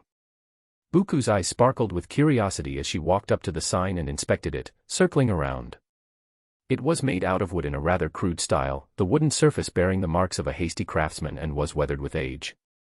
I have just the thing. Translation glasses. They should do for now. Ainz remembered the rather useful object, opened his inventory, and a dark void stretched just an arm wide before him. Reaching into the abyss, he fished out a pair of ornate spectacles, having instinctively felt the item appearing in his grasp. The glasses appeared delicate and intricate like the thin wire frames of old, with lenses that shimmered like liquid crystals under the rays of the sun. He perched them on his nose with a dramatic flourish. "That way leads to Stormwind," he declared, pointing northwest, his finger tracing the path of other names etched into the wood sign while he continued, "Goldshire, Northshire, and Eastwall." Stormwind was on the map, Buku commented, becoming aware that a small group was gradually approaching them. With a heightened sense of caution, she tensed up and immediately took a battle stance, motioning for him to do the same. "We've got company," she noted, 3 humans heading in their direction while chatting among themselves without a care in the world. Ainz quickly sneaked away the translation glasses inside his robes as he followed Buku's gaze. All 3 were young, barely out of their teens and into their adulthoods. The first, a young man, was clad in an outfit strikingly similar to Buku's, a sturdy shield across his back and a sword strapped to his belt. He had short brown hair and slight sideburns framed a face etched with casual ease. His demeanor was the most relaxed and confident out of the 3. Next to him stood a softer-looking man cloaked in a flowing white robe and clutching a wooden staff elegantly carved with intricate designs that spiraled up its length, worn with use. His long blonde hair was tied in a neat tail with delicate, silver-threaded ribbon. His expression was tranquil and his entire body seemed to glow softly, as if he radiated a gentle, ethereal light. The last one was a girl riding a large boar, armed with a finely crafted bow slung over her back, its polished wood gleaming even from a distance, and the string taut, ready for swift action. She had a brown bob cut framing her narrow eyes that watched the treeline with predatory determination. She was clad in a full leather set that hugged her slender form, accentuating her agility. She wore large boots covered in fur that hinted at her rugged, wilderness prowess. "Humans. They don't seem hostile. Let's talk to them." Buku perked up, her eyes sparkling with relief as she eased her stance. Ainz silently nodded, and together with his wife, they approached the trio, who only now took note of them and stopped in their tracks. She was a good judge of character, and if she deemed them worth approaching, he didn't see a reason to protest. But he did keep his hands close to his weapons, just in case. "Hello, my husband and I are a bit lost." Buku greeted the trio with a warm, disarming smile and a friendly wave. "Would you mind helping us? Not from around here, are you?" "Sure, we'd be happy to help. Which town are you trying to reach, folks?" The man in the heavy armor replied with a question, his voice friendly but cautious. Buku paused, realizing they needed a cover story to explain their unfamiliarity with the area. Drawing on her skill of making stuff up on the spot, she began to spin a tale, her mind racing to weave a believable narrative. "We need to reach the nearest town to stock up on supplies and look for job options. We come from a small island nation and our ship crashed in AAA, you know, those planes to the west. With no way home, we're now trying to find work and settle here. You poor souls. May the light guide you home," the man in the white robe murmured, his voice filled with genuine compassion as he bowed his head slightly, his blonde hair shimmering in the light. "They look like adventurers, right, Mr. Oink?" The girl on the boar patted her mount affectionately. The boar, a massive creature with coarse, bristly fur and seemingly intelligent eyes, responded with an enthusiastic oink. "That pig doesn't understand you, Annie," the man in the heavy armor groaned, rolling his eyes. He adjusted the shield on his back and glanced at the duo. "Anyway, if you're an adventurer or hired muscle, there's always plenty of work in Stormwind. If you want to start with easier jobs, you can head to Northshire Abbey. We are heading there. Goldshire offers more options, but you might end up facing kobolds or bandits." Annie gave the boar one last pat and then turned her narrow, predatory eyes towards Buku and Ainz. "Stormwind is always bustling with opportunities," she declared. "Mr. Oink is smart." "He picked me," the girl retorted, glaring at her comrade. She dismounted the pig with a huff and stomped the ground angrily, her bow rattling. The boar snorted and pawed the ground as well, ready to move at a moment's notice. "Oh, I think we could start in the Northshire." Buku pondered aloud, her mind racing with possibilities. "I'm not sure how dangerous local wildlife is. It was quite tough at our home." "You said you 3 are heading there as well?" Ainz asked, his tone playing as polite but inquisitive. "Yes." "Oh, I am Robintrop, a warrior," the heavily armored man introduced himself with a slight bow, then gestured to his 2 companions. "This angsty one is Annie Wither, a hunter with a knack for taming any animal she comes across," he proclaimed, pointing at the girl, "and this cheerful fellow is Leroy Wheatley. He claims he's a priest, but no one has ever seen him in church. I prefer to travel and help people instead of sitting in Stormwind Cathedral copying tomes and praying. Many people are hurt or ill or need protection from wildlife, monsters, and bandits, away from church grounds. Our home is not as safe as it used to be, Leroy explained, ignoring his friend's jab. Ainz could see how his eyes gleamed with a sense of duty and compassion, reminding him of one of his close friends from Yggdrasil. That is a very noble goal. I had a friend who always said, helping people in trouble is the right thing to do, Ainz commented, his voice tinged with admiration and nostalgia as he recalled his guildmates. Sounds like a righteous man. Was he on the ship with you? Leroy inquired, his expression softening with concern, worried that their new friends might have lost a lot of friends and loved ones in the shipwreck. Buku's eyes momentarily clouded with sadness before she regained her composure. No, he wasn't with us. She replied, her voice trailing off to a murmur. We parted ways a long time ago. He had his own battles to fight, Ainz added with a bitter smile. The old memories of how all the guild members had abandoned him had resurfaced. They weren't as painful now that he had Buku in his life, but the old scars had never fully healed. Memories tainted with endings, nostalgia cracked with time. I am Buku Olgaun, and this is my husband Ainz Olgaun. I am a warrior as well, and he is a caster. Perhaps we can tag along and ask some questions about these lands along the way. The island we lived on was rather isolated from the world. Buku offered, extending their introductions as Ainz reached within his robe from the neckline and covertly retrieved the map he had stashed in the inventory. Sure, the more the merrier, but you'll have to ask such questions to Leroy. He's the learned one among us. Annie and I only know about our villages and where the capital is. Robin agreed, his armor clinking softly as he nodded. I will help how I can, though admittedly my knowledge of the world is limited. I am but a young servant of light who has only studied for a few years, Leroy replied, stepping beside Ainz and noticing the large man holding the map of the world. Any information will help, Ainz replied, his voice steady and appreciative as he unfurled the paper. Very well. We are roughly here, Leroy stated, pointing to a spot south of Stormwind. The kingdom of Stormwind is where we are at the moment. As you can see by the coloring, our kingdom has 4 major provinces. Elwyn Forest is this large central area, to the west is Westfall. It's mostly farmlands, but from what I have heard it's not safe there anymore. The area crawls with defiant thugs, lowlives that prey on honest people. Is it some sort of crime syndicate? Ainz inquired, his eyes focused. Yes. They have spread throughout the kingdom and caused a lot of suffering. This area to the south was once called Brightwood, but after a terrible curse fell upon it, shrouding the province in perpetual darkness, it was renamed Duskwood. Strange monsters lurk there, Leroy explained, his finger tracing the shadowed region on the map. They do make a great moonshine, Robin commented with a chuckle. Great. That stuff will kill you. Those people in Duskwood are crazy, Annie protested, shaking her head vehemently. She was walking beside her pet pig, which periodically wandered into the trees and returned with a mouthful of who knew what, chewing contentedly, occasionally petting it. Those people fight the darkness, a strong drink helps keep the spirits up, Leroy added, his robe swaying gently as he lightly tapped the ground with his staff. Elwyn Forest is the safest area in the kingdom, but there are more opportunities to earn coins in the borderlands, more opportunities to strike it rich. What about other nations? Ainz continued eagerly, hoping to learn more about this world. It did surprise him how freely these people were willing to share information, given how Yggdrasil worked by essentially throwing its players into the deep end with only basic controls, but as one used to say until Earth's 21st century, don't look a gift horse mouth in the mouth. He and Buku had given no promises to help these people with anything, it was better this way. Once they reached a town, they could decide their next steps on their own. And if these humans wanted to give more information of their own free will for nothing in return, the more the better.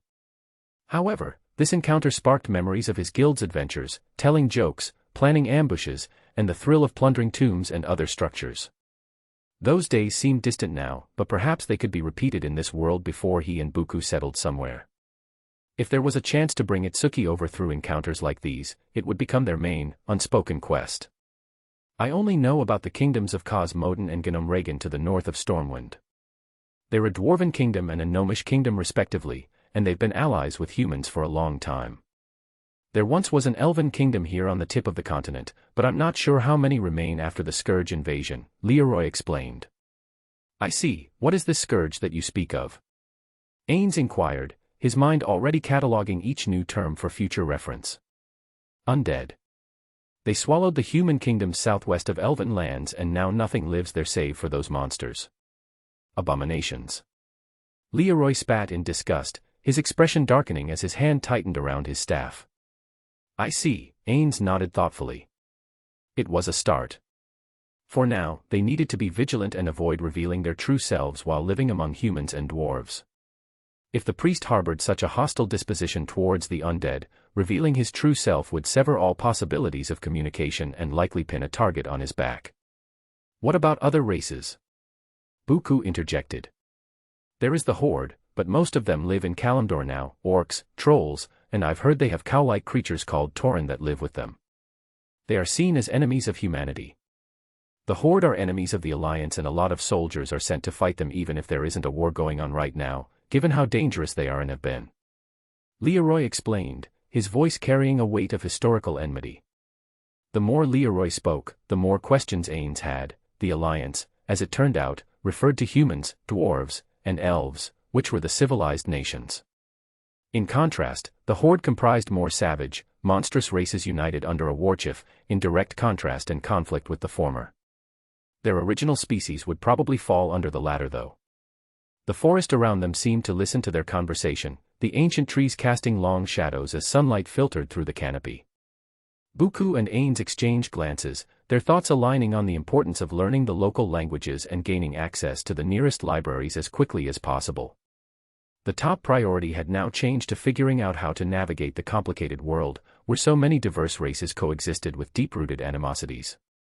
They had nary a bit of knowledge of this world's common sense, which had to be amended, fast. Chapter 6. Northshire Valley was a tranquil place, easily the most tranquil town they had ever been in. Farmhouses peeked through the dense tapestry of the woods, harmonizing with the lush greenery and fertile soils. The locals, looking up from the fields with friendly smiles, painted a picture of a close-knit, peaceful, and prosperous society, something impossible back on Earth. Upon their arrival at the Abbey, Ainz and Buku parted ways with the adventure team, waving them off.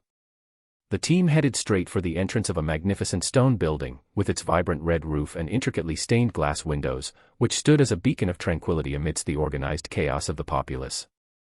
Ainz scanned the small town, encircling the abbey with a critical eye.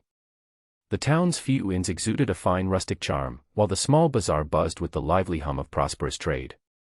The marshal's outpost, sturdy and imposing, hinted at the town's vigilance towards foreign threats. A few groups of adventurers and lone mercenaries mingled around with the locals, most of whom were either bustling merchants at the bazaar or serene clerics dedicated to the abbey's upkeep. So, what are we doing first? I'm dying to find out how food tastes in this world. Buku sniffed the air, eyeing a stall selling skewers of mouth-watering meat sizzling enticingly over an open flame. The tantalizing aroma of roasting meat wafted through the open air, a scent unlike anything they had ever experienced in their world, where food was either bland or had crappy artificial flavors due to the scarcity of natural ingredients, let alone wonderful scents. We should get local currency first. Using Yggdrasil coins isn't wise, someone might recognize them and identify us as players, Ainz cautioned. As if the name Ainz Olgaun wouldn't give it away, Buku retorted, raising an eyebrow and crossing her arms while still side-eyeing the food stalls. The guild had been particularly infamous during its heyday thanks to its mighty prowess and staggering collections, with him in particular in the spotlight thanks to his leadership position. It's a good point, Ainz conceded, we should still keep a low profile for now. His resolve remained firm, meeting his wife's intense gaze without flinching. Caution was necessary when faced with the unknown. I'm not suggesting we start dropping piles of gold left and right, Buku grumbled, but I have a few million coins in my inventory. Let's at least see how much one coin is worth here. If people get too nosy, we'll tell them we found it and want to exchange. We can do that, Ainz sighed, recognizing the practicality of Buku's suggestion. He knew his wife well. While she could stick to the plan if he put his foot down, it was clear to see that Buku wanted to sample local food badly, and truth be told, he wanted to do the same. He fished a single Yggdrasil coin out of the inventory and handed it to her, noting how he too had millions of coins to spend. Buku's eyes lit up as she snatched the coin and instantly skipped over to the skewer stall, eager with glee. The scent of savory meat, with a hint of spices, made her mouth water in anticipation. "Miss, what are you selling here?"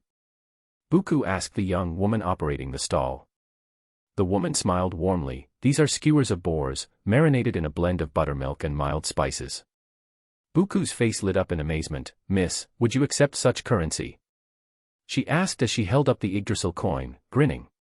"Missy, that is a gold coin." The woman's eyes widened. "I can weigh it for value, but I won't have enough money to give you a difference even if you buy every single piece of meat I'm selling today on top of all the coinage I have on me." The woman shook her head apologetically, already wondering about the identity of her customer. Gold coins were rare to find in rural areas, though merchants, adventurers, or nobles carried them around when traveling, so seeing the woman trying to use one wasn't that strange. "Oh. I didn't think of that. Could you please tell me where I could exchange this coin for smaller denominations then?" Buku inquired in response.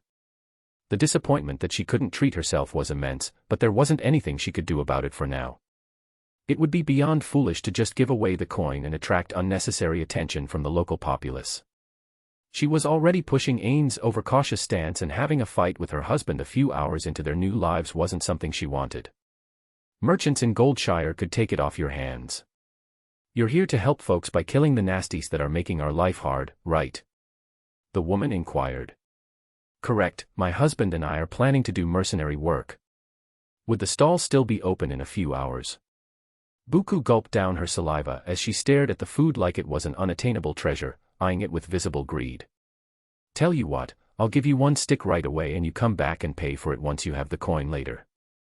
It wouldn't be kind of me to send adventurers to risk their lives on empty stomachs, and you strike me as an honest type." The woman handed over one skewer with 8 gorgeous pieces of meat, juicy and dripping animal fat. "Thank you. You're a saint, miss." Buku grabbed the skewer and skipped back to Ainz with a wide smile on her face. She tore off the first piece, chewing on it loudly, and offered the treat to Ainz. The meat was succulent and tender, induced with a medley of spices and buttermilk that practically danced on her tongue. Ainz pulled off a piece and took a bite. The human form did give him the ability to eat even if he didn't need to do so, and for that he was grateful. The rich flavors took him by surprise, even after seeing his wife's reactions to the meat. It was juicy, soft, and had a pleasant afterburn to the throat. He and Buku did eat at organic food restaurants a few times after she had become famous, but lab-grown meat just couldn't close to the explosion of sensations this simple, authentic piece of treat offered. "Holy, this is so good!" Buku gushed as she tore another piece of the stick, her eyes closing in pure delight. "I wonder how fruits taste," Ainz mused, glancing over to other stalls. Once they had money, he planned to go along with Buku and indulge in food, sampling all the flavors this world could offer, or at the bare minimum this town. "Sweets." Buku gasped, her eyes lighting up with excitement upon noticing a stall filled with all manner of sweets and snacks. "We should go earn some money right away and treat ourselves a bit. Though I wonder how much the inn costs. Staying outside isn't something I want to try right away."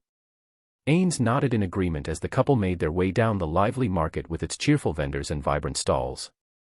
Vendors called out to potential customers, peddling everything from fresh produce to finely crafted weapons, countered by the squabbles of negotiating citizens and travelers haggling the prices. Children darted through the small crowd, their laughter mingling with the cacophonous hum of the talking crowds. People who looked like adventurers milled about, some examining the wares on display, others in deep discussions, and others wolfing down or packing the items they had purchased on the spot. The couple approached the market square, their eyes drawn to a large notice board situated at the center. It stood majestically compared to the rest, its wooden frame ornately carved with intricate designs depicting scenes of legendary quests of this culture.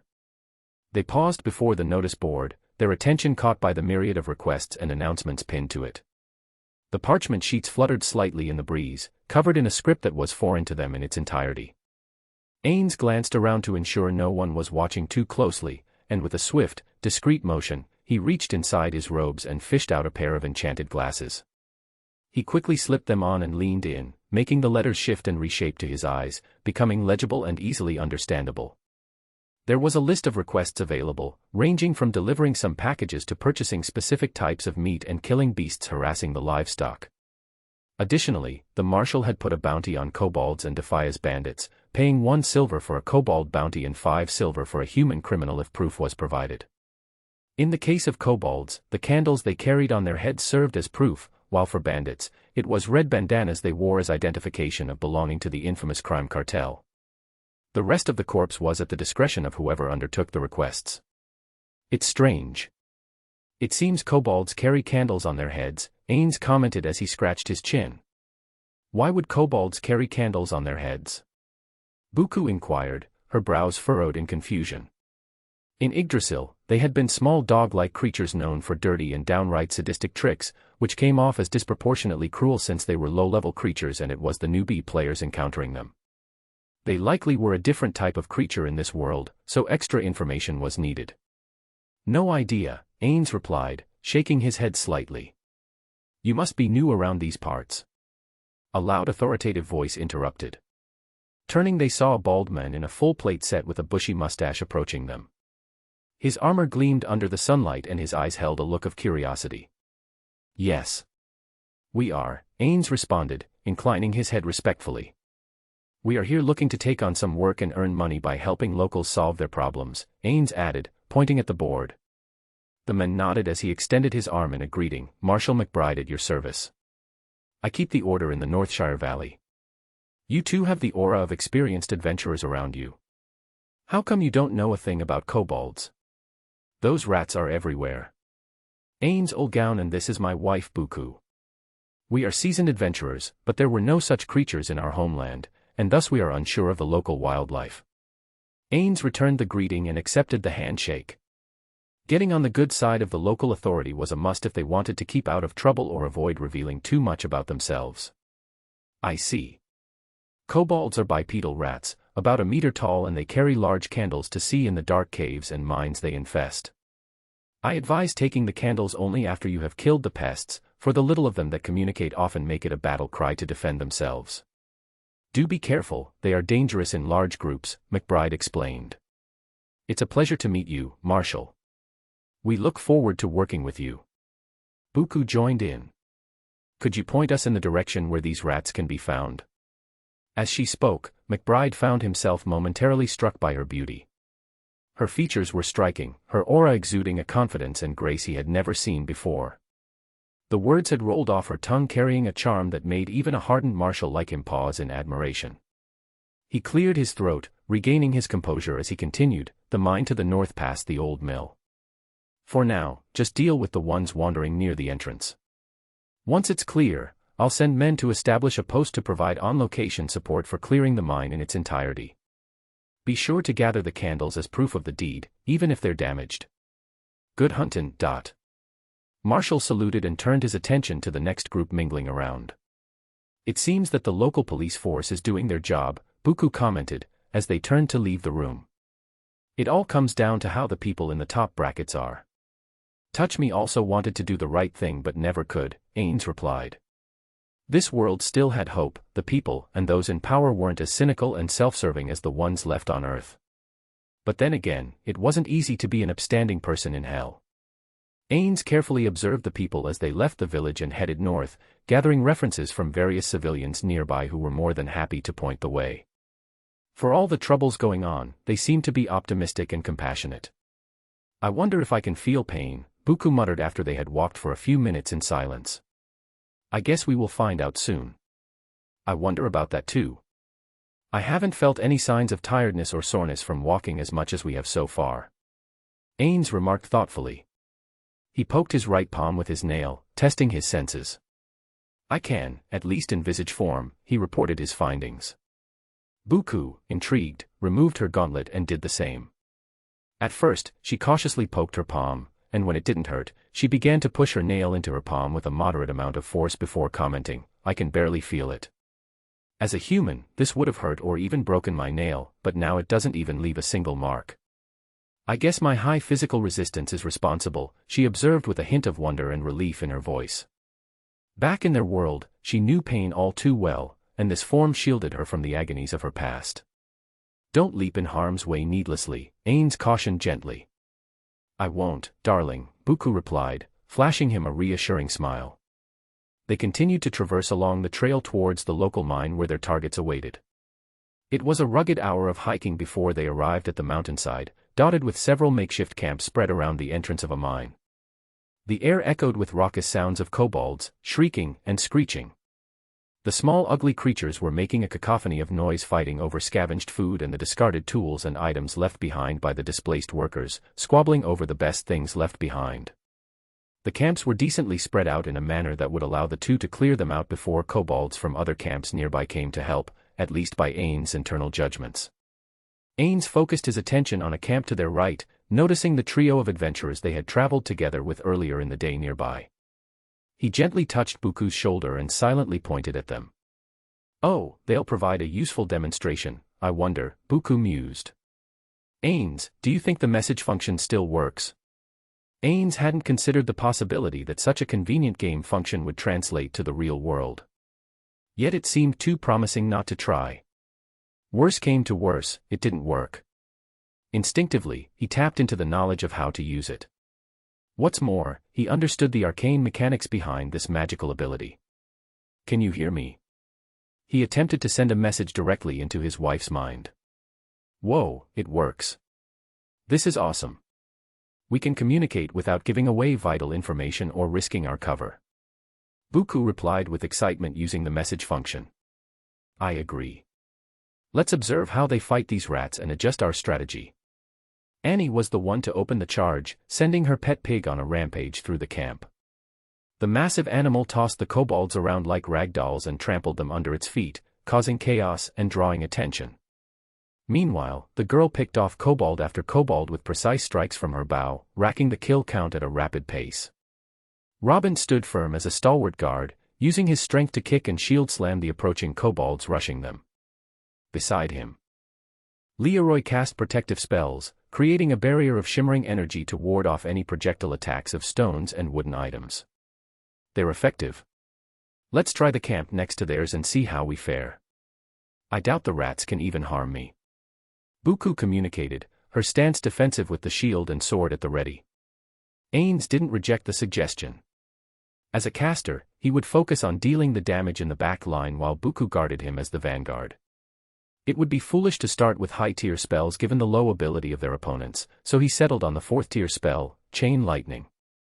It was one of the weakest ones he had, and if it didn't work he would go for the 7th tier, Chain Dragon Lighting, to finish them off. Should the superior spell prove to be ineffective as well, he would resort to using the formidable 9th and 10th tier spells, but those were only to be used after repeated trials. He extended his hand, silently casting the spell before him. Lightning crackled and surged from his fingertips, striking a group of kobolds that were butchering a fawn without any regard for their surroundings, caught unaware. Unlike in Yggdrasil, where there was base damage and layering additional casts to maximize spell power, here he just needed to feel how much mana he wanted to use for each spell, and his undead baseline allowed him to do that perfectly. So as not to overdo it on the first try, he chose a relatively low amount of power and sent the deadly projectile towards his main target, a kobold in oversized chain mail. The creature couldn't even let out a cry of death, its body blackened and smoked as it fell to the ground. The lightning danced from target to target, leaving smoking corpses behind in its wake. In total 9 kobolds had died from the singular spell, about a third of the total present in the camp. The survivors let out furious war cries and charged toward Buku in a disorganized frenzy, wielding whatever they had. The largest among them led the chaotic charge, but Buku stood firm. She raised her shield, ready to perform a similar move with the shield as her peer from one camp over. Meanwhile, Ainz cast the chain lightning again, further thinning the number of approaching creatures even more before they reached Buku. The moment the kobold was within striking distance, Buku swung her shield forward with formidable strength. The shield connected with the kobold's face with a satisfying crunch. What remained of the creature was sent flying through the air like a bullet. The corpse, held together by the chainmail, collided with a nearby tree with a loud thud. Wood splintered and cracked, sending fragments in all directions before it slumped to the ground. The small creatures, witnessing the display of overwhelming power, let out panicked loud screeches and fled, making them easy pickings for Ainz and his lightning spell. "Whoa!" Buku exclaimed, surprised by the strength she exerted. "I need to tone it down," her mind was reeling from the sensation of wielding such immense strength. At least now we know we have the confirmation that we are quite strong here. It required effectively no effort to deal with these creatures. I think we can collect the candles and clear a few more camps before heading back, Ainz suggested, depowaring his next spell. Sounds like a plan. This is surprisingly easy. Buku nodded in agreement. However, her uplifting mood was soured when she turned her head and noticed the trio staring at her and Ainz, their mouths agape and faces pale as snow. They had cleared their camp and seemed to have had the same idea to observe, only occasionally glancing around for possible survivors. I think we should go over to the kids and, make sure they don't sound an alarm. Buku sent a message. This is problematic. At least you didn't go all out. Ainz replied. Oh, not even close. I barely strained my muscles. Buku responded. The trio continued to stare at them, their expressions a mix of awe and astonishment, as Annie's pig nervously hid behind his owner. Everything all right? Buku asked. What was that? Robin shouted, his voice laden with a mix of awe and terror. Well, we might be a bit stronger than your average adventurer, but for now, we'd prefer to keep a low profile. You know that unsavory people who would want to exploit us for their agendas could be around. Buku spoke in a calm tone, raising her voice a pitch slightly louder to disarm the young adventurers.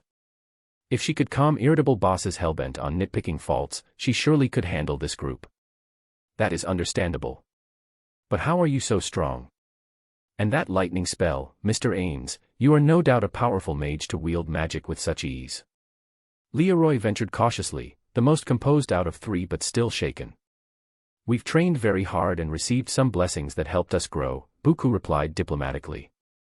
We just want to find our place in this world and not cause too much trouble. Miss Buku, Mr. Ainz, I implore you to consider using your talents to protect those in need. With such power, you could be heroes and deal with monsters like dragons, Leroy pleaded earnestly. We'll be around to lend a helping hand when needed. Can we trust you won't go around telling everyone about us? Buku inquired, her tone firm yet accommodating. We will keep your secret. Just one condition. Robin interjected, suddenly adopting a businesslike tone. And what would that condition be? Ainz asked, feeling a tinge of apprehension. There was a chance they would have to kill these three to keep their secret from coming out, but the idea was unsettling. The thing that horrified him wasn't the act itself, but the sheer indifference he felt at the thought.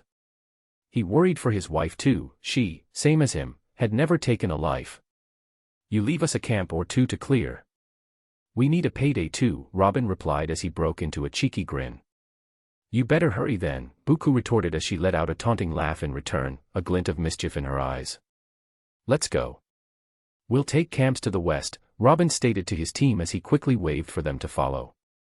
As Robin and his team headed westward to clear their designated camps, Buku's expression turned serious, a glint of suspicion lingering in her eyes even as she turned to address Ainz. Do you think they will keep their word? She asked through message, her tone now edged with caution. I'm not sure. But I don't think killing them should be our first option either. Ainz replied, his tone reflective. You know, we can paint them as unreliable weirdos if they decide to babble around. Luckily, there were no other witnesses. Buku watched them disappear from view over the horizon. Let's go kill the rest of the kobolds for a nice payout, she declared aloud, moving on. First we need to collect the candles, Ainz reminded, pulling a simple woolen bag out of his inventory to carry them with. He didn't want to conjure a bunch of candles out of thin air later on. This encounter had proven that, at least in this area, they were very strong compared to the average fighter, and according to the rather believable testimony by Leroy, they were strong enough to defeat dragons that no doubt were high on the pecking order even in this world. A huge relief for Ainz at least, but there could always be hidden trump cards. Chapter 7. Marshall McBride slowly stroked his mustache, lost in thought. When he first met the pair of adventurers, he hadn't expected them to be this effective. The bag brimming with candles demonstrably proved that at least 100 kobolds had been killed, proving their immense capability. A massive boon for the town. Everyone knew that no living kobold would part with their candle, they would rather leave their children than abandon their sacred object. Together with the other groups out there, the kobold camps would be cleared out in no time. Good job, he finally stated, his voice gruff but approving. Let's get your payment sorted. He picked up the bag and beckoned Ainz and Buku to follow him towards the marshal's outpost. The outpost stood out as a fortress of stone and mortar, its walls thick, designed and built with practicality in mind. The exterior was weathered with age, a tapestry of moss and ivy creeping over the gray stones, whispering tales of countless seasons past in the crevices they inhabited and the scars they bore. The building didn't require many repairs after Stormwind was reclaimed from the orcs over 2 decades ago, as even the brutish creatures found the sturdy building useful, meaning it was mostly in its original form. Inside, the building was a blend of austerity and functionality, with few decorations. The entry hall was lit by bright torches mounted on the walls, their flames casting a warm, golden hue across the room. McBride's office, with a small living space, was modestly furnished with a sturdy wooden desk, cluttered with maps, scrolls, and a few personal mementos. A small hearth crackled in the corner, its fire casting dancing shadows on the walls lined with shelves of books and ledgers. Adjacent to the office were the barracks for the station soldiers, the vault for armaments, and the Crown Fund, heavily fortified with iron and reinforced wood. "Appleton, to the Count and report." McBride barked an order at the young constable sitting on a box, polishing his crown-issued sword with a bored expression. "Yes, sir."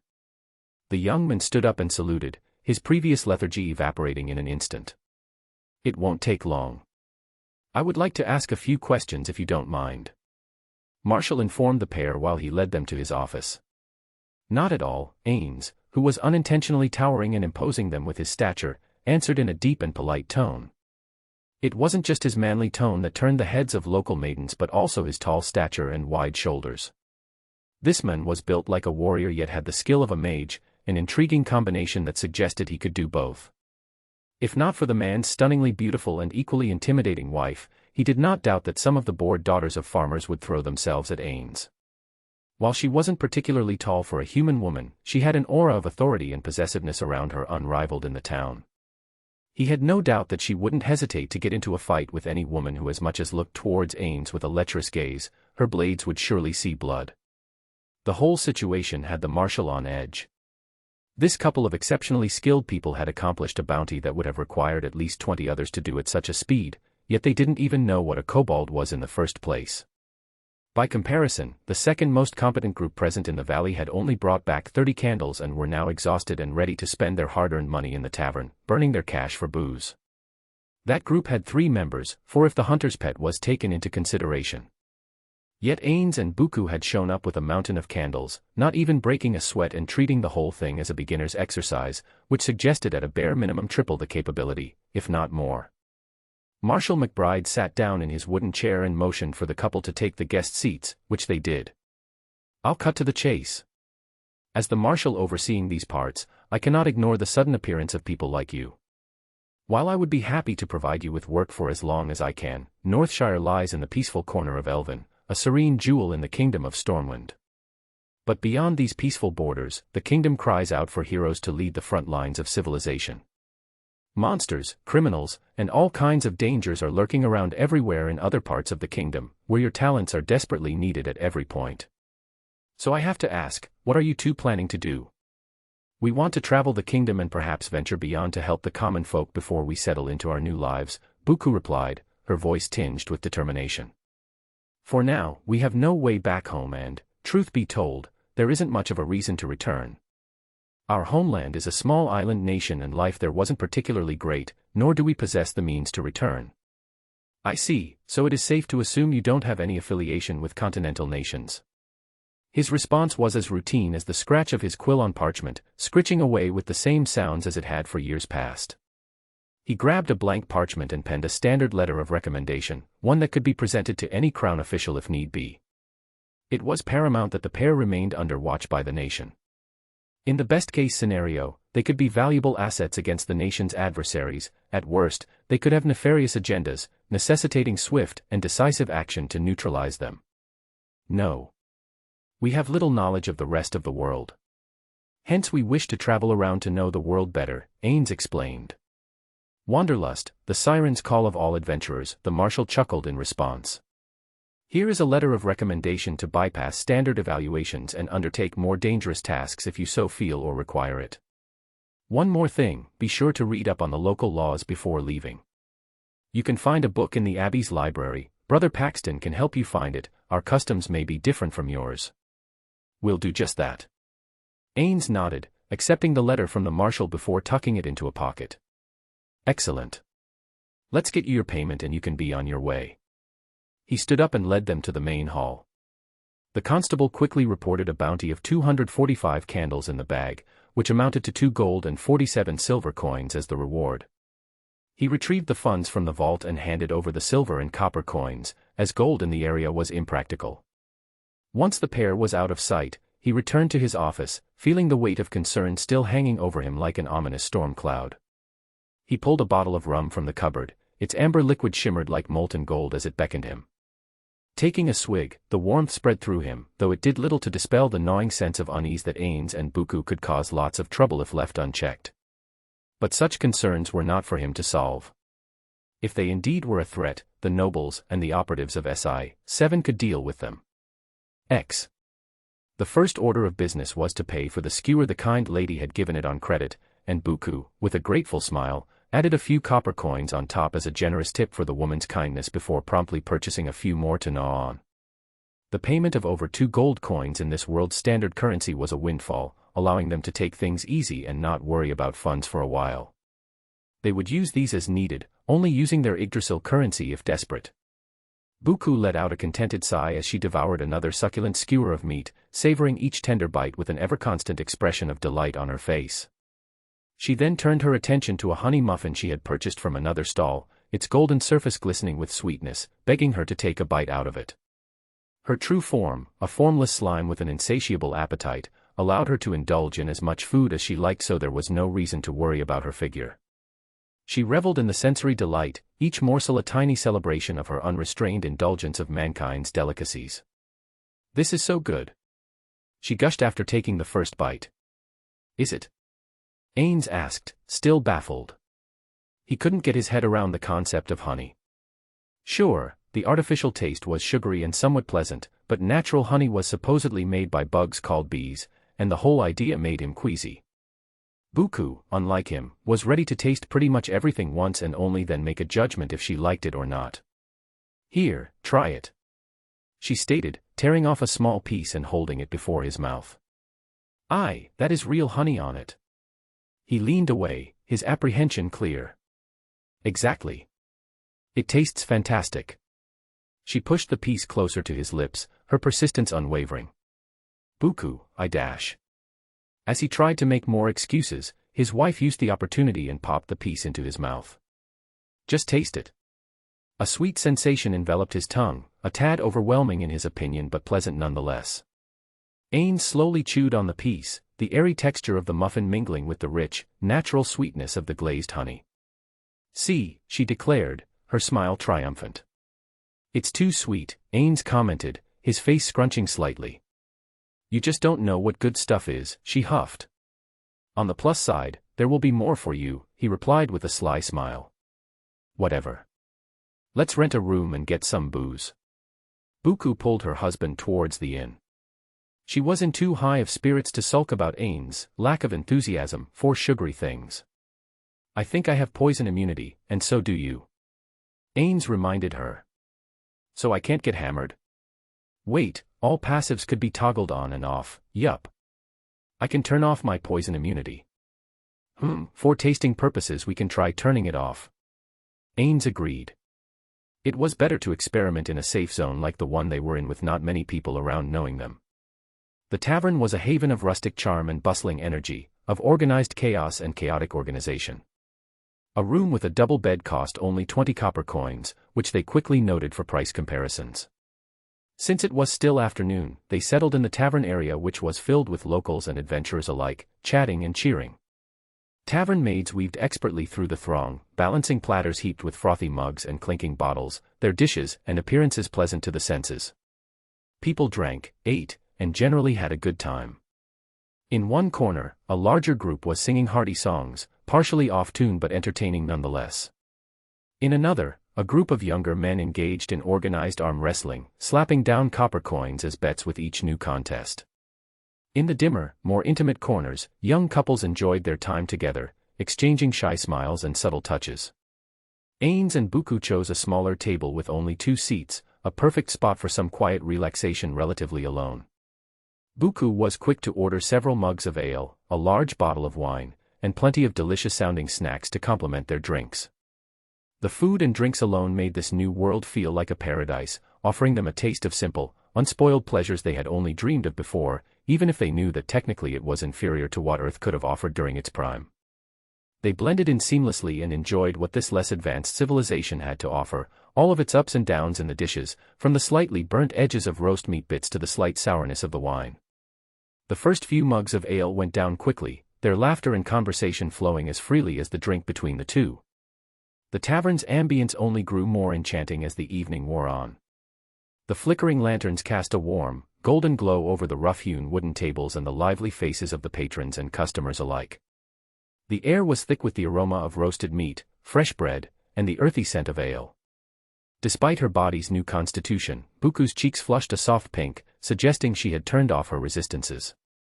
She moved her foot along Ainz's leg with a subtle, playful smirk, her intentions unmistakable.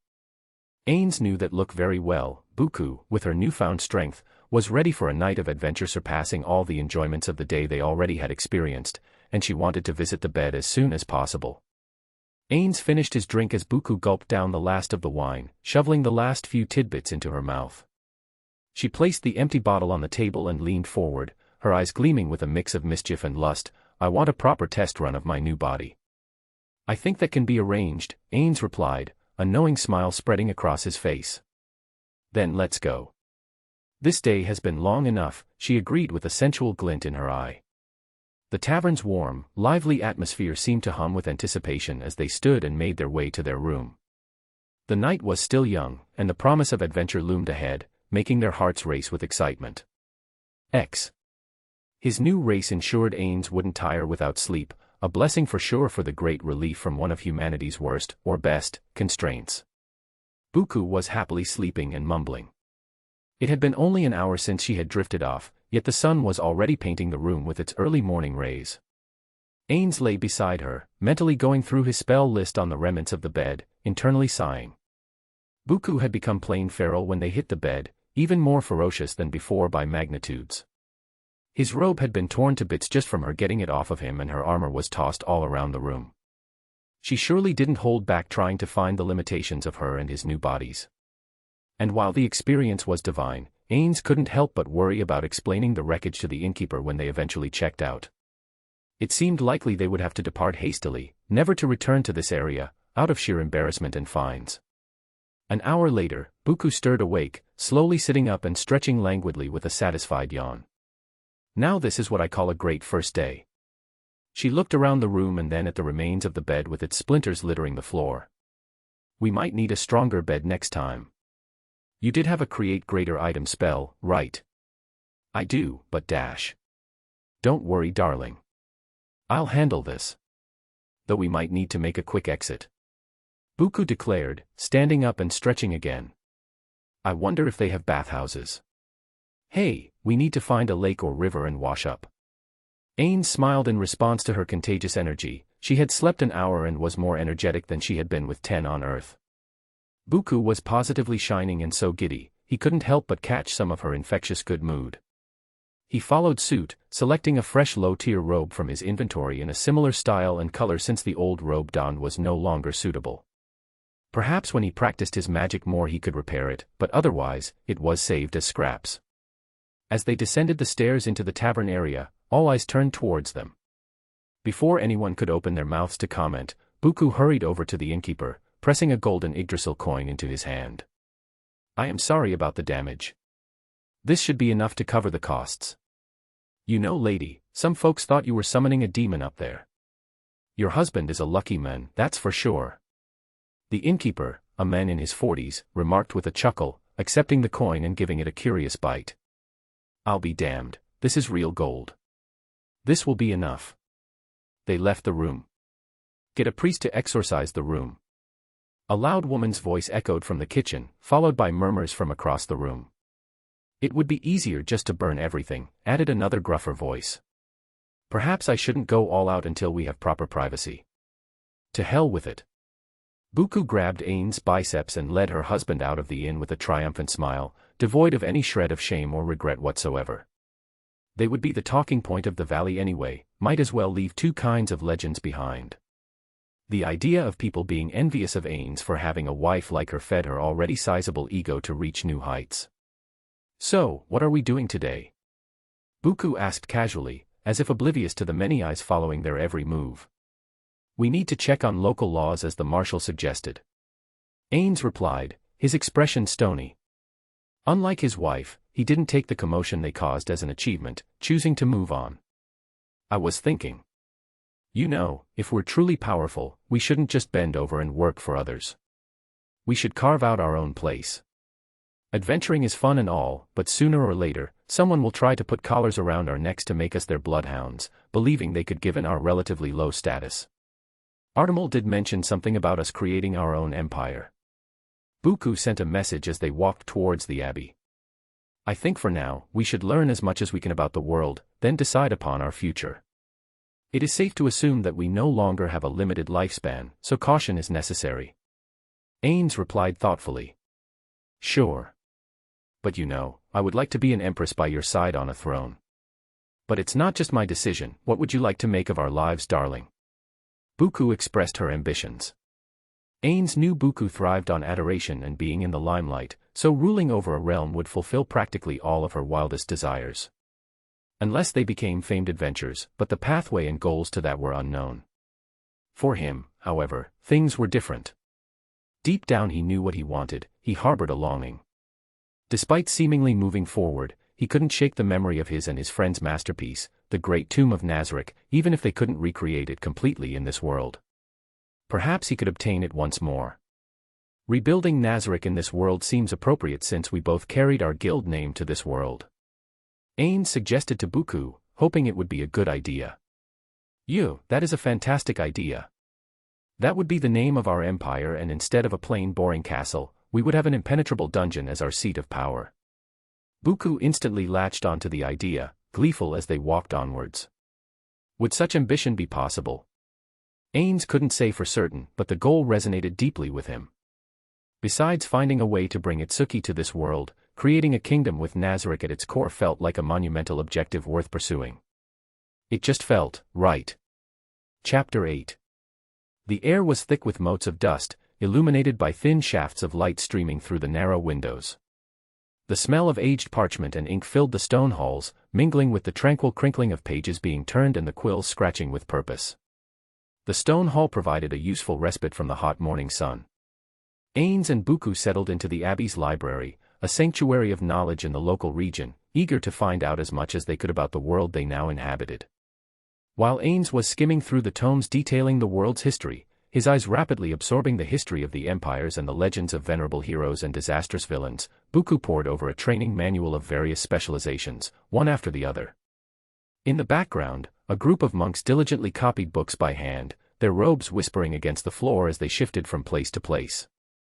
The librarian, a man named Brother Paxton, bustled about, ensuring everyone had what they needed, from more paper to water. He had provided Ainz with all the books he requested on the topic and was now dusting the nearby shelves, careful not to disturb the precious volumes holding both new and old knowledge. Curious about the determined manual labor of copying books by hand, Ainz asked Brother Paxton why printing presses weren't more widely used. The answer turned out to be rather simple yet surprising for the two former humans used to high transmittance of information. Due to the overall low level of education among the populace, there wasn't much incentive to use the printing press for mass-produced books, and the higher-ups had invested little in raising that level to keep power consolidated. It then came as a surprise that the technological level widely differed between regions. The most primitive races still lived in practically tribal societies, with the one they were in somewhere in the middle, while the most advanced ones like the gnomes hoarded technological marvels with machines closer to science fiction than medieval times.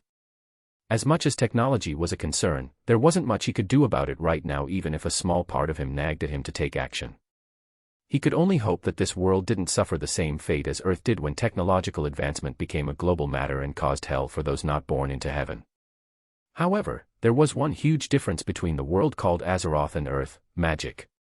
Guns, which had dominated Earth's battlefields, were far less effective here. Mana shields could deflect bullets, and armor enchanted to repel projectiles would render most advanced weapons useless. Perhaps only the strongest guns would be able to take down any proper magician or magic-wielding beast. Also, the strength and physical prowess of people widely differed between races and even within races. Renowned champions performed feats that far surpassed what Earth's best athletes could achieve, empowered by magic and superior equipment. Heroes and warriors could leap great distances in seconds, shatter boulders with a single strike of their palms or swords, and endure huge wounds that would be fatal to an, otherwise, ordinary human. Ainz was in a conundrum. There was so much he needed to know, yet a lot of information was either outdated or unreliable in some shape or form. The last 3 decades alone had seen 3 major wars, each reshaping the world to a great degree that rendered many records useless. History books only covered human nations, many of which no longer existed. It seemed futile to memorize the name of the first human king or how he united the human tribes into a powerful kingdom. The slow pace of information travel and recording only hindered this, meaning crude maps could be outdated by upwards of years. From what Ainz could gather, the first war started when orcs, creatures originating from another world, managed to find their way to Azeroth through a magical portal.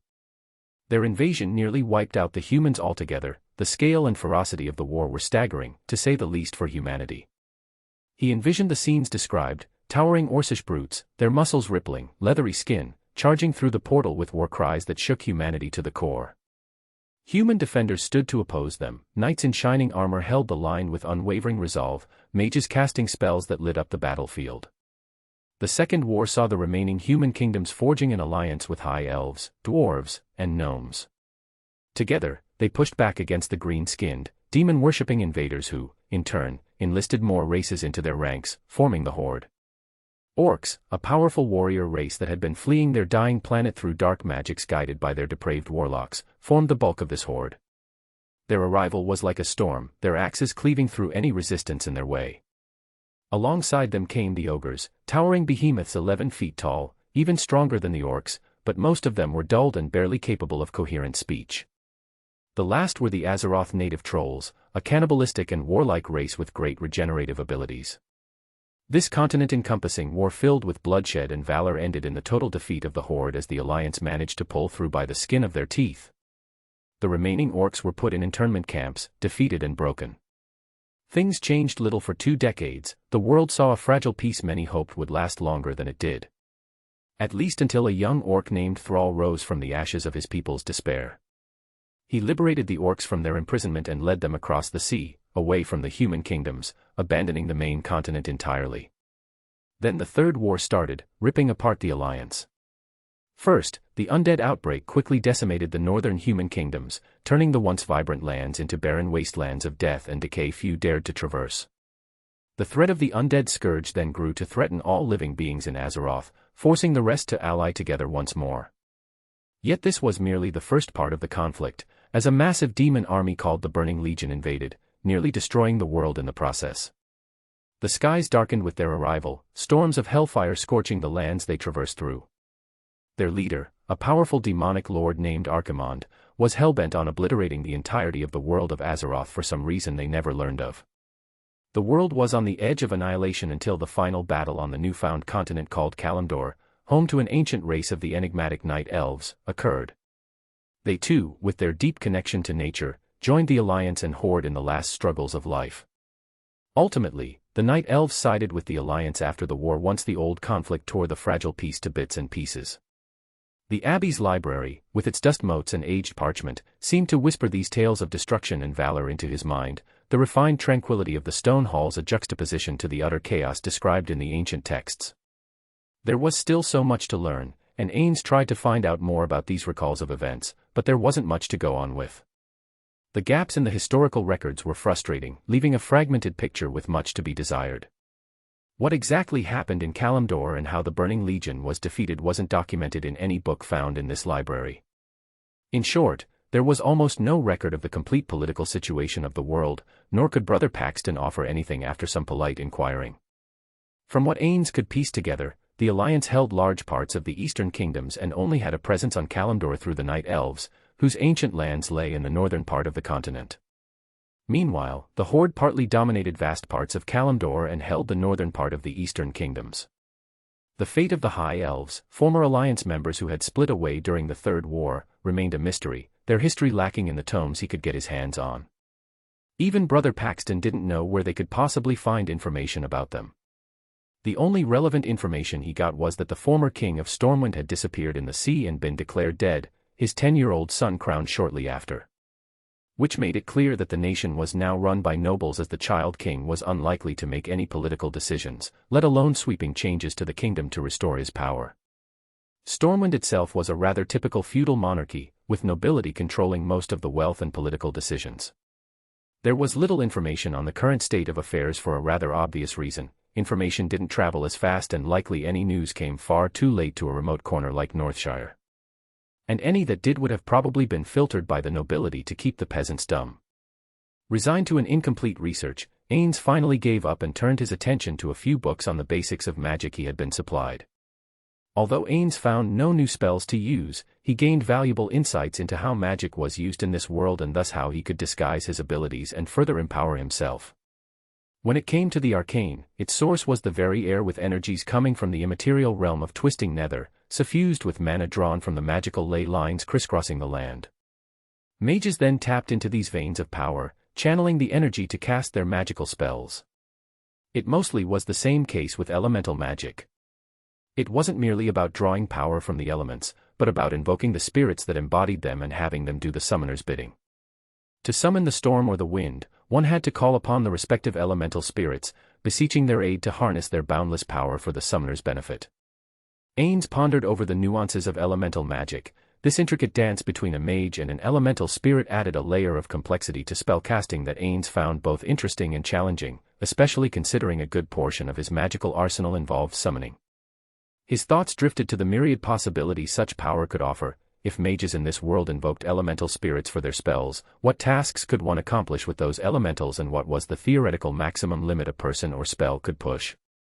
Fire spirits held great potential in battle, earth spirits could be invaluable for construction and agriculture. The practicality to this magic, where one could have others do the magic for you, could prove to be extended far beyond his wildest dreams if certain conditions could be met. Meanwhile, Buku had finished the book on common warrior abilities, particularly knights and soldiers, and had shifted her focus to investigating the various religions of this world and their histories. They chatted through the message function, sharing the most important or interesting tidbits of information. Unlike her husband, who read in contemplative silence, Buku preferred a more interactive approach. She chatted up with Brother Paxton, the librarian, with his stoic demeanor gradually softening as he shared his knowledge, to gain more direct information.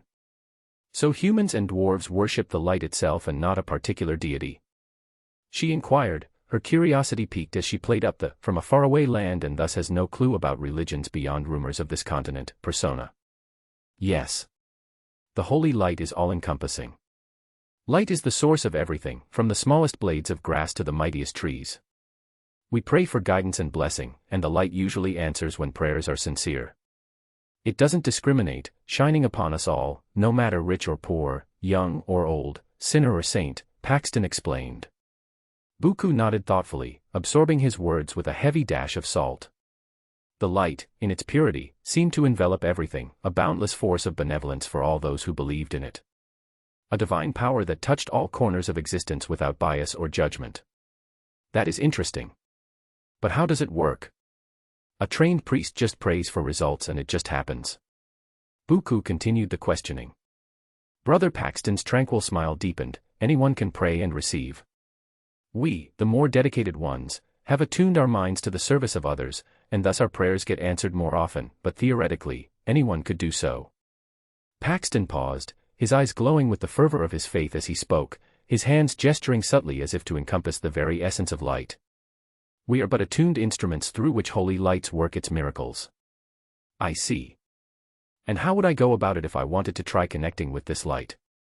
Buku's curiosity piqued. This force seemed to work similarly to one in the virtual game, providing blessing and healing to the living through similar methods. Ainz, as an undead, at least in theory, wouldn't be able to wield it properly, but she might under the right conditions. Of course, she might be greatly mistaken, as both of them were technically supreme beings and, as Artemal stated, would be able to use all types of power, light likely being among them. Praying. Here, this simple prayer book should be enough. Paxton pulled out a worn prayer book from his pocket and offered it to Buku, assuring her he always had more. Buku accepted the small book and quickly flipped through the pages. Her mind, sharper than before, absorbed entire pages within seconds, her previous human limitations gone with her previous life. If I understand it correctly, I need to believe that the light will do what I want, and since I know it works, I don't even need to believe. Watching Leroy cast spells had already shown her that the light wasn't a made-up religious concept, but a real, tangible force. Perhaps prayer was just how this world's inhabitants manipulated this magic-like power. Sounds easy enough, I want to try it. She handed the book back to the cleric, her eyes gleaming with determination. Paxton watched her with a knowing smile, as if sensing her intent. Remember, the light is patient and kind, it will guide you gently, revealing its truths in due time. To connect with the light is a noble aspiration, but please don't lose hope if it doesn't respond to your calls immediately. Open your heart to the light and believe, Paxton continued to preach, his voice gentle. Thank you for the advice. Do you have any other tips? Buku encouraged the cleric to reveal more, eager to gather every shred of information she could. Being in sunlight helps. At least for me. It provides a more tangible connection. There is a spot behind the abbey that all the beginner clerics like to use, but any sunny area could work. This one is merely quiet most of the time. Great. Can you show me where it is? Buku inquired. Of course. Please follow me. Paxton replied, gesturing gracefully towards the door as he put down his duster. I'll go outside and try using light. If it works like it did in Yggdrasil, I wouldn't want to hit you by accident. Buku sent Ainz a message before departing from the library alongside Paxton. Be careful and don't overdo it. Remember that Artemal told us we should be able to use all types of energies, light likely won't be an exception, and we've already revealed too much about our power levels. Taper it down if possible. Ainz cautioned. The first fight with the kobolds had revealed just how high on the totem pole they likely were among the humans. Even without as much as straining themselves, they were already compared to human champions that, supposedly, fought the strongest of monsters found in Azeroth. I know. I'll be careful and only use the most basic prayer. I doubt I'll manage to do much on the first try, but we'll never know until I try it. Bathed in the soothing warmth of the sunlight, Buku and Paxton made their way to the spot behind the abbey. A sunny spot marked by a large stone plate half buried in the ground, the air particles glittering in the beam. It was easy to see that this place was used by praying clergymen, so often their knees left indelible dents worn smooth into the solid stone, coupled with the occasional dropped knick-knack or two. Buku got on her knees, clasped her hands together, and lowered her head. She began to recite the prayer of fortitude she had just memorized, her voice but a soft murmur carried on the gentle breeze. Nothing happened. Buku looked up at Paxton questioningly, concerned. Do not lose hope, Paxton advised gently, his voice seemingly carrying the wisdom of long-time experience. I recited this prayer hundreds of times before receiving my first blessing. You have to believe in the light with all your heart and mind, and eventually, it will come to you. I know it works. She thought resolutely, steeling herself for another attempt. She closed her eyes, feeling the warmth of the sun on her face, and recited the prayer again. Yet still, there was no effect she could notice. Paxton watched her with a serene patience, watching yet another possible believer attempting to join the faith. The sunlight filtered through the leaves, casting shifting patterns of light and shadow around them, as if nature itself held its breath in anticipation. After 5 total unsuccessful attempts, Buku decided that a new approach was needed. Insanity was doing the same thing and expecting different results, and she still had her wits with her. If the light responded to belief, then she would not only believe, she would go a step beyond. There was some advice a lot of voice actors and actors, in general, relied on, and it was the fake it until you make it mentality. You didn't just try to get roles and act them out from the get-go. You did it with the conviction of a megalomaniac and pushed forward with near-delusional self-assurance. She would not just pray. She would be absolutely convinced in her ability to call for the light that it would work. Buku took a deep breath and broke into a confident smirk. Repeating the words in her mind, not as a plea, but as an absolute order, that she was one of those who had full belief in the light and knew, without uncertainty, that it would respond. The moment she uttered the last word within her mind, a warmth unlike anything she had felt before washed over her body. It wasn't just warmth, it was a profound sense of empowerment, coursing through her being from head to toe. She felt her body easing up, ready to face all the hardships of the world and serve as a stalwart defender of the realm with all her might and devotion. Buku sprang to her feet exclaiming, "I did dash."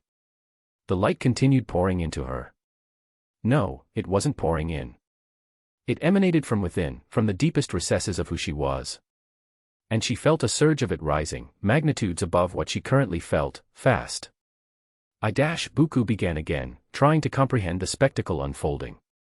Before she could finish, an absolute eruption of light burst forth from her entire body, radiant and unstoppable like an avalanche of belief and devotion. Her immediate reaction was to warn the one person she truly cared about as she panicked. "Shield yourself," she urgently messaged Ainz, realizing the avalanche of holy light outpouring could harm him just by the sheer output she was feeling. "What did you do?" "INGH." Ainz replied, his message cut short by a grunt of pain as another explosion of holy light burst forth from Buku, spreading in all directions, blessing everything in its path, humans, animals, and plants, with the prayer of fortitude. This simple blessing gave that little extra to carry on against all odds or the limits of the body for a short while, but with her abilities, who knew what it would do? Ainz. Buku panicked, her concern evident. "I am fine." "What did you do?" Ainz responded, clearly not amused at her antics. "I attempted to perform the most basic prayer." She sheepishly responded. "Basic prayer?" Ainz sounded unconvinced. He knew as a mage you'd need to input a lot of magical power to overload basic spells, hence why most just went for more efficient spells to achieve the same results, even if it had a superficially higher upfront cost. "Yeah. I just really believed in myself. I might have tad overdone it though. The forest is glowing." She spoke in a small voice, akin to a child about to be scolded. X. The light hit him like a speeding truck, an experience he had seen happen to many an unfortunate pedestrian. Ainz groaned in pain but quickly clamped his mouth shut, suppressing any outward signs of weakness as the light washed over him. Luckily, it became clear that clerics didn't pay any attention to him, too enraptured by Buku's unexpected display as they quickly rushed outside, loudly praising the virtues of the light. At most, they probably thought his groan just so happened to coincide with the light, given how many of themselves did the same when mistakes were made when copying books. He cast a protective shield and followed them, his mind racing with questions for Buku to answer. She had reassured him that she had only attempted the most basic prayer, and there was no reason for her to lie to him. "It is now safe to assume that Artemal has made us so powerful we can barely contain the energies within us, threatening to burst out of us at any moment akin to an overloaded magical pop monster. I should have warned Buku not to be so reckless." Despite her claim of casting the most basic light spell, the magnitude of the energy release baffled him, having seemingly ripped through space itself to spread as far as possible in all directions, even things covered by walls and people. He hurriedly caught up to Buku and the clerics, battling the residual effects of the holy energies coursing through him. Luckily, he had shielded himself enough to prevent visible damage to his visage form, and much of the internal damage was already solidly in the process of repairing itself. "What in the?" Ainz muttered in utter disbelief. Before him, Buku hovered about 10 centimeters above the ground, adorned with 2 wings of pure light, glowing like a seraphim angel in Yggdrasil. Panic was etched across her face, the light power still leaking out from within her. The moment their eyes locked, the wings and radiant light dissipated in an instant. Buku descended to the ground, staring wide-eyed at Ainz and the gathering crowd in mute shock, leaning against a wall to support herself. Ainz, it was just a basic prayer," she confessed through message. "Are you all right?" Ainz inquired, his concern for her paramount over his current well-being. "Yes. I am fine. I feel great actually. Did I harm you?" Her voice was laced with guilt, steeped with fear that she had harmed her beloved. "Nothing major. I managed to shield most of the damage," Ainz reassured her. "I didn't know it would end like this.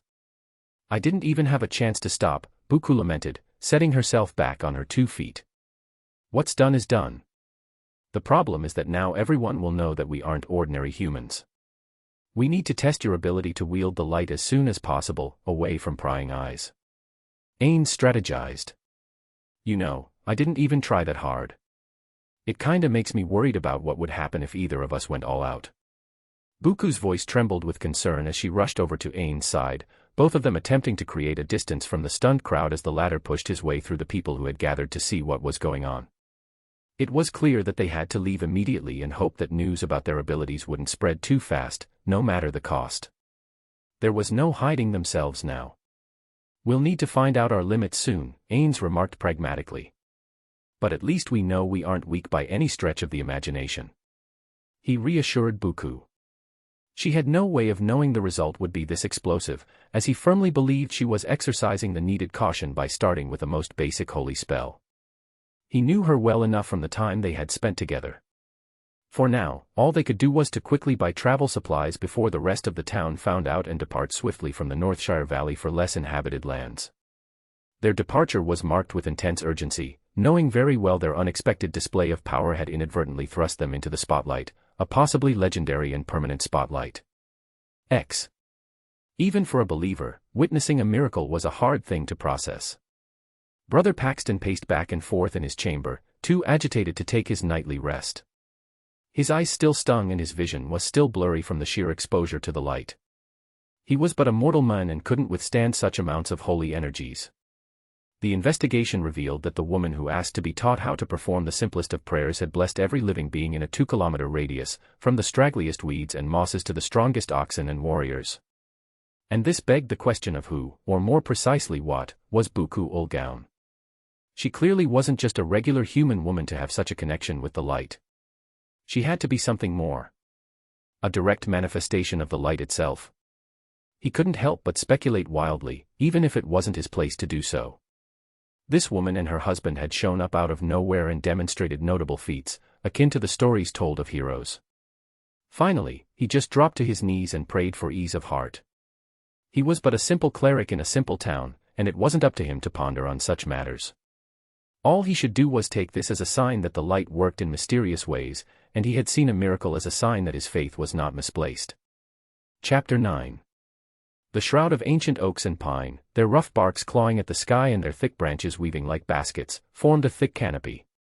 Sunrays weakly pierced through the canopy in scattered beams, illuminating small patches of green foliage and casting long shadows that danced with the gentle breeze. The ground was a natural mosaic of fallen leaves, twigs, and the occasional mushroom or moss, creating a soft, uneven carpet that somewhat muffled their footsteps. Birdsongs filled the air, and the occasional interruption occurred from the rustle of insects and small creatures scurrying through the foliage. Ainz, with a flick of his wrist, stowed away the remote viewing mirror back into his inventory, his eyes scanning the dense canopy above for threats. "This should be a decent spot. I didn't find any humans within a kilometer radius," he declared. It had been quite a hassle to scout the area. He had moved the view under the dense tree-line to avoid any curious onlookers possibly interested in their experiments. "There's a chance that a sentient boar or a talking bunny is nearby, which might report our activities to the government," Buku remarked, her tone even flatter than the surrounding forest floor as she started pulling the animal corpses out of her inventory. "I could start with a negative burst and see how far it reaches and what remains," Ainz retorted, his face twisting in intense determination as death energy started to swirl around his fingertips. "It was a joke, darling. I seriously doubt there are sentient animals even in this world, even with what I read." Buku raised a brow. She loved her husband's cautious attitude. It would keep them safe since she was far more reckless and adventurous than him, but there were limits to the caution where it simply became counterproductive if taken too far. Which he tended to do when handling the unknown. "I know." Ainz sheepishly chuckled as he relaxed, dispelling the spell with a sigh, its energies returning to him. "Ha! You got me, you bastard," Buku pouted in response and crossed her arms, turning away. "It is my job to joke around. We're in a strange new world. I need to keep you on your toes," he retorted, slowly approaching his pouting wife. Buku glanced up at him, her nose twitching, and demanded, "You will give me kisses as consolation? That is a reasonable request." He leaned down, planting a kiss on her lips as he grinned. "You are forgiven," she mumbled back between kisses, melting into his embrace. "We should get back to tests," Ainz reminded her. "Right." She reluctantly broke away and piled the last of the animal corpses onto the ground, dispensing them from her inventory. During the last few hours of travel, they had encountered a lot of wildlife that could be easily dispatched by the precise strikes of a sword or weak lighting spells, giving them quite the kill count. The bodies were a grim assortment: a deer with its once graceful neck twisted at an unnatural angle, its fur covered with dried blood; a boar, its tusk still menacing despite the lifelessness in its half-burnt eyes; wolves, their fur a stark gray against the lush green forest floor, marred by a single, fatal slash across the spine; and a bear, a massive, hulking figure, its fur a deep, rich brown now covered with dirt and blood, all having fallen before their impossible might within seconds. Upon encounter. Let's start with the same spell you used. I doubt any undead will stand a chance if I raise them before you unleash your light magic. Please put on a shield first. I don't want to accidentally hurt you, Buku responded as she nodded. Even if she tried to repeat the prayer of fortitude, there was a decent risk she could lose control again and bless half the forest, blasting her husband in the process at point-blank range. This rather simple light spell increased the stamina and the overall body constitution of the target, capable of changing the tide of battles if performed on a mass scale. Buku had memorized a few other prayers during her time in town, wanting to ensure she could control the intensity of her magic first before moving on to spells like Smite, Heal, and Shield that were known to be more specific and powerful. There was also a prayer for a divine miracle or resurrection, a once-a-lifetime spell that only a select few could perform, but that was for much later. Her sharpened mind truly came in handy, when all it took was to see a page of text once and she would remember every tiny detail with ease. I'll just switch back to my default gear for now. Ainz pulled out his midnight black robe, the fabric as dark as a moonless night, and quickly changed outfits. He adorned himself with an array of resistance rings, each one gleaming with a faint, protective aura, to minimize his weakness towards the holy magic's searing touch. Each ring appeared to be crafted from rare, enchanted metals, imbued with ancient runes, the veritable work of gods by this world's standards, but really, they were game items he had acquired through various means. They boosted his mana, increased overall resistance across the board, and greatly lessened his weakness towards the light. One thing he was still relatively weak against was fire, but even this weakness could be lessened with other gear safely stored in his inventory which he had chosen not to bring out given the previous prayer. Buku took a deep breath, steadying her nerves as she patiently waited for Ainz to cast a shield and bolster his resistances. She knew his equipment still wouldn't be enough if she truly went all out on a holy spell, but that wasn't her goal. In fact, the effect would likely be the same if Ainz attempted to cast death magic spells at his full capacity upon her, even with her resistance-heavy build. It was hard to tell what their new limits were, but both had to be careful as there was no such thing as friendly fire neutralization in this world, unlike in-game. Ready? She asked for confirmation once Ainz had performed all his preparations. Ready, but try to tone it down as much as you can, her husband urged. She recited the prayer of power word, fortitude, with a clear intention to aim it only at herself and intentionally at a vastly reduced power. Like before, light surged from within her, a radiant tide from within, but this time it was much more controlled, contained within. Her skin and eyes glowed with a soft, ethereal light, but there wasn't any explosive outburst of holy energy. Only a few bits of grass around her were blessed this time. Still a bit too strong. I guess I'll try this again and again until I get the hang of how to precisely regulate the amount and direction, Buku commented. It's easy for me to know exactly how much mana I should use, but I guess you as a non-caster will need some practice.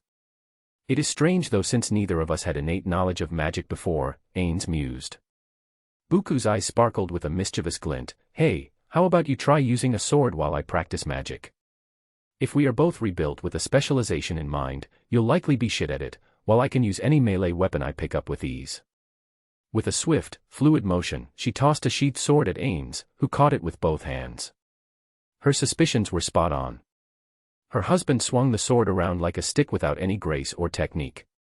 Despite the lack of any semblance of technique, the fact that he could wield the sword was an unexpected but welcome development for his possible growth. Both had innate knowledge that just wasn't there before, and it was there for them to build up. In the game, each class had a specific range of weapons and armor they could use, and that was it. Ainz's build prevented him from using most melee and ranged weapons, with staves, maces, and wands being the only exception. She, in turn, couldn't use most powerful magical items except for those built explicitly for her archetype, and practically all magical spells were impossible for her to perform. But now, the possibilities were literally endless.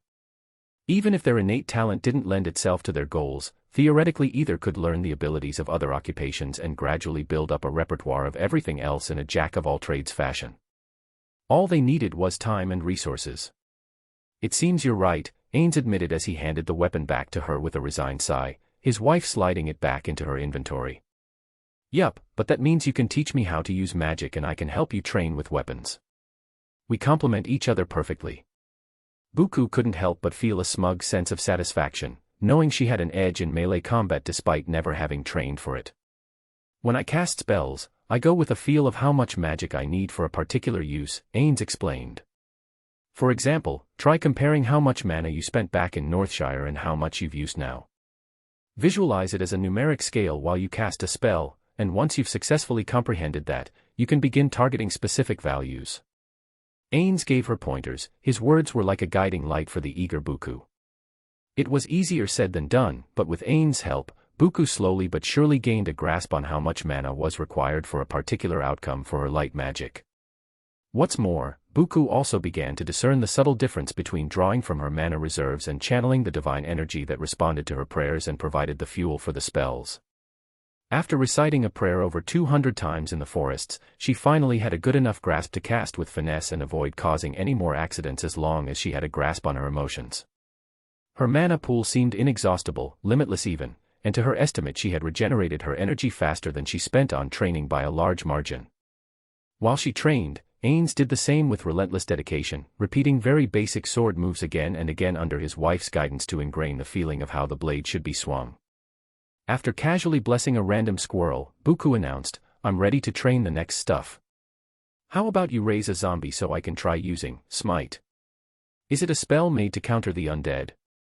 Ainz inquired as he casually raised one of the wolves as a zombie. Its fur, once sleek, now hung raggedly, revealing decayed flesh beneath that, due to magic, didn't have the stench of decay. For him, using necromantic magic came as naturally as breathing, and the lifeless creature was back on its feet and growling menacingly in a single moment. "I'm not sure," Buku replied, "there were no details in the book. I can try casting it on a zombie first and then on something else and see if it works. It could just be an all-rounder spell imbued with divine energy." She raised her arm and aimed her palm directly at the wolf's head. A blinding bolt of blinding light escaped her fingertips and collided with the animal's head, turning it into nothing but ash instantly. The reanimated, now headless and thoroughly toasted creature, shuffled around a bit before falling to the ground.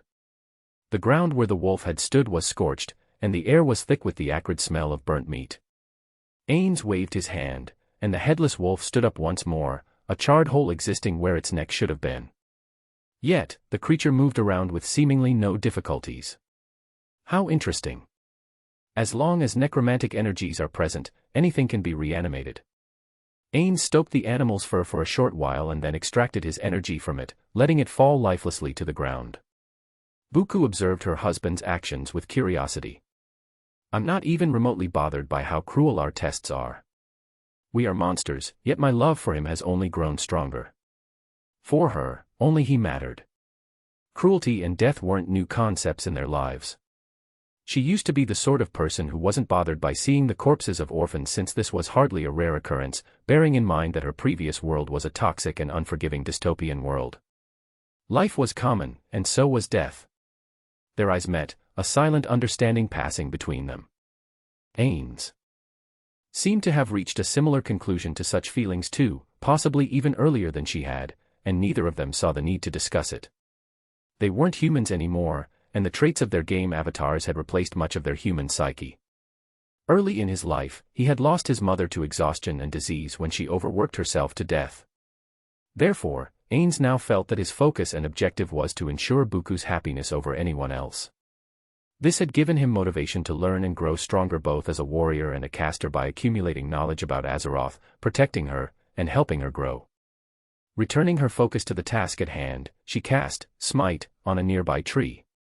Though the effect wasn't as devastating, damage was done to it nonetheless, much to her delight. A black charred spot now decorated the stump of the oak as grim proof that even the holiest of magics could be used to cause pain and destruction upon anyone and anything. It seems light can be used as an offensive magic towards any enemy, but it's more potent against the undead, Ainz observed. At least now I have projectiles if I needed. I am curious though if I would be able to use Resurrect, Buku mused, discarding a corpse from the pile nearby. I have a few resurrection wands, but they each have a limited amount of charges, so being able to resurrect would no doubt be useful.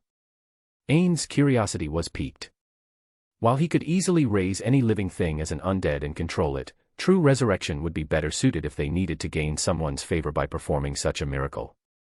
He had a few resurrection wands, glowing short, magical artifacts made from ivory, adorned with gold, and engraved with runes imbued with the power of the 7th tier to bring the dead back to life, in his inventory. The spell could revive a dead target, provided the corpse was relatively intact and the user had enough magical power. However, if the body was too damaged, the resurrection had the possibility of failing, and the wand would shatter. Additionally, the revived subject would suffer various penalties, such as loss of level or vitality. Since the wands were of very limited supply and use, he considered using them for any purpose other than the utmost crucial need would be foolish. They hadn't even found out if they could be resurrected in this world as was the case in Yggdrasil, and death was always a possibility. While Buku prepared to cast a spell by gathering her magical power, he turned his attention to the next set of tests, summoning. With many new undead types in his arsenal from intuition and past experiences, he decided it was better to begin testing the ones he was most knowledgeable about. He had an instinctive knowledge that he needed a corpse to make an undead summon permanent and for low to mid-tier undead, but even animal corpses would do. This would turn out to be very useful if they had to create a force without attracting the attention of local powers, as disappearing people would surely attract more attention than disappearing livestock or wildlife. Ainz picked the corpse of the headless wolf for the first test and cast, Summon Death Knight. The first thing he noted was that the spell required a noticeable amount of power at its base and more energies could be used to empower the Death Knight even more if he chose to do so. Considering that his regeneration rate was simply insane, Ainz pushed massive amounts of necrotic energies into the spell, trying to make his summon as powerful as possible. The figure that morphed and arose from the animal's corpse was that of an average-height humanoid, clad in dark gray armor with a rune-covered sword in his arms. The man's face wasn't rotting, nor did he have the traditional shield of the Yggdrasil Death Knights. His features were grayish, pale like a recently deceased corpse should be, yet his eyes glowed with eerie blue light that hid intelligence. Considerably different from the Yggdrasil summons, but still decently similar. "I am ready to serve, Master," the creature announced with a gruff, breaking voice, taking one knee. "Tell me what you know of yourself," Ainz ordered. "I know my name is Rainger and I have been raised to serve you, Master. I do not remember what my life was like before my death, nor does it matter to me. My only desire is to carry out your will." The undead knight spoke with a deep, echoey voice. Now having such a servant was useful but impractical. He couldn't bring it into a human city and not expect a lot of trouble at the same time from experienced fighters, yet killing it would be a waste. "What about your abilities?" Ainz inquired about additional details. "I have a wide array of frost, blood, and decay-related abilities that can be used to damage enemies and heal undead allies. I can raise the dead, but my ability to do so is inconsequential compared to yours. I also can use death gates to travel to places I have visited," the Death Knight explained. "How much do you know about the world you are in?" The gate ability only seemed useful if the Death Knight knew the locations he needed to reach. "I am quite knowledgeable about the former kingdom of Lord Aaron that once stood at the northern part of the Eastern Kingdom. Unfortunately, I lack information about other parts of the world." "I see. If I understand correctly, those territories are controlled by undead." Ainz recalled the details about the continent he read in the books. "Correct, Master." The Death Knight answered. "I want for you to reach the undead-controlled territories in the northern part of the continent and gather information about the forces there while avoiding attention. If need be, pretend to be loyal to the local leaders and carry out their orders as long as they do not contradict mine," Ainz ordered. "For now, the best option is to use this summon to gather information about the world and then recall it to get up-to-date details. Perhaps he could even summon more if he felt like it later." "As you command." The Death Knight rose and cast a spell Ainz found very similar to the gate spell he used, although the one Death Knight cast wasn't oval like his but a triangle with an animal skull on the tip. "It requires a lot less energy to use here," Ainz thought. The Death Knight, a mid-tier summon, wasn't particularly strong compared to what he could create, and to his estimates used only the 7th tier level of magic while his gate was of the 9th tier. For now, his summon would serve as an intelligence unit and infiltrate either Forsaken or Scourge lands. The creature disappeared through the gate, which closed right after he passed through. Meanwhile, Buku was hard at work attempting to bring the boar back to life. She stood over the deceased animal and recited a longer prayer with a barely audible whisper. Holy energy swirled around her extended palms, rapidly flowing into the target of her spell. The deep cut in the boar's gut disappeared and the creature stood up with a stagger, glancing around in deep confusion. It worked. Buku exclaimed with a high-pitched shout of excitement. That's great. Ainz nodded, his eyes set on the animal who was growing increasingly agitated before them. Before long, the pig let out a blood-curdling squeal and took off as fast as its stubby legs could carry the massive animal. Ungrateful bastard. Buku shouted after the boar. I'm sure the pig wasn't too happy to be killed for experimentation, Ainz remarked dryly, chuckling.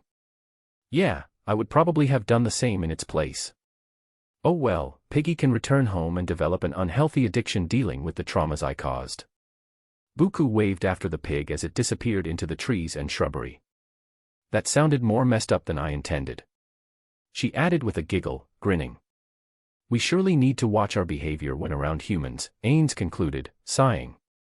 That we do, but hey, at least we know we're practically monsters. Might as well not get hung up on moralities when it doesn't benefit us. Buku shrugged. I think I can still care deeply about people close to me. Perhaps that's what Artemal meant by us being more entertaining. The old restraints are gone, even if we didn't notice that before, Ainz pondered, tapping his chin as he often did when in deep thought. Probably. Might as well give her a show. With the experimentation yielding such positive results, there was no need to worry about one test subject getting away, especially if said test subject couldn't testify in a court of law. It was time to continue the journey and some tiny details didn't warrant worry. They needed to reach a suitable town before sunset and there was still at least an hour's walk to reach the nearest one, plus the obligatory observations in case the news had spread to that town and they had to run. Chapter 10.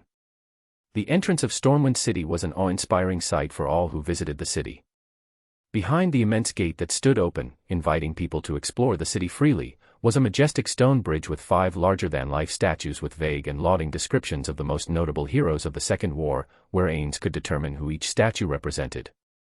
They were the ones who had led the army through the dark portal to stop the mad warlock Nazul, hellbent on creating more such portals to other worlds, and in the process were lost in action when the dark portal closed for good during a decisive battle at the other side, with no way back and presumed dead. The first 2 statues depicted the commander of Griffin Riders, Curtin Wildhammer, and the Force commander of the Alliance expedition, Daneth Trollbane. By his comparatively shorter stature, it was easy to denote that Curtin was a dwarf. Next were the statues of Archmage Khadgar and Ranger Captain Illyria Windrunner. Khadgar was one of the most renowned mages in the world, known for his unrivaled ability among his peers, and Illyria was a well-known High Elven hero even before the invasion and was one of the first of her kind to join the Alliance. The last statue depicted General Turalion, a paladin of the Order of the Silver Hand, and the men who had slain the leader of the Horde, Orgrim Doomhammer, in single combat. As Ainz and Buku walked past these statues, Ainz explained who each figure was to his wife. They were met with curious gazes of passers-by as the city buzzed with activity, given that pretty much everyone knew the stories already. Caravans with goods moved in and out of the city, and adventurers returning or departing who couldn't care less. However, some were notably more tense than others when passing by them, a notice of possible concern for Ainz. Earth had war after war with just humans present and there are so many different races. I think the moment they discover a nuke, it'll be game over for the world, Buku commented. Not if we can do something about it. If we're to live forever, let alone in peace, we'll have to make sure Azeroth doesn't suffer the same fate as Earth. I don't know how, but we have to try and prevent nuclear wars, unchecked progress, and unbridled corruption. If we can't do it, we might get stuck in another hellhole, and there's no guarantee of a third chance. Ainz shared his worries. He couldn't help but remember their world, his thoughts swirling like dark clouds, where the destruction of the environment had continued at an ever-increasing pace to the point where the surface of the Earth was hopelessly polluted beyond anything humanity could do. The governments had basically ceased functioning, and the police remained only in name, mere pawns for megacorporations and rich trillionaires to run the world. Even more reason to build our own empire, to ensure we stand at the top. We just need to figure out where to start. Ruling over humans might prove to be difficult once they figure out we aren't like them. Hey, do you sense it? I think someone has started to follow us. Buku's attention suddenly shifted from statues to the passing crowds. Ainz quickly snapped his attention back and focused his senses on the throngs of people.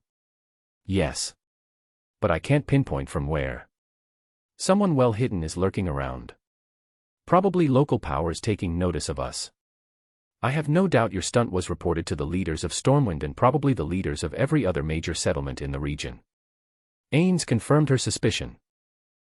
For now, let's just play the roles of upstanding and heroic people and let them think they can rely on us to solve their problems.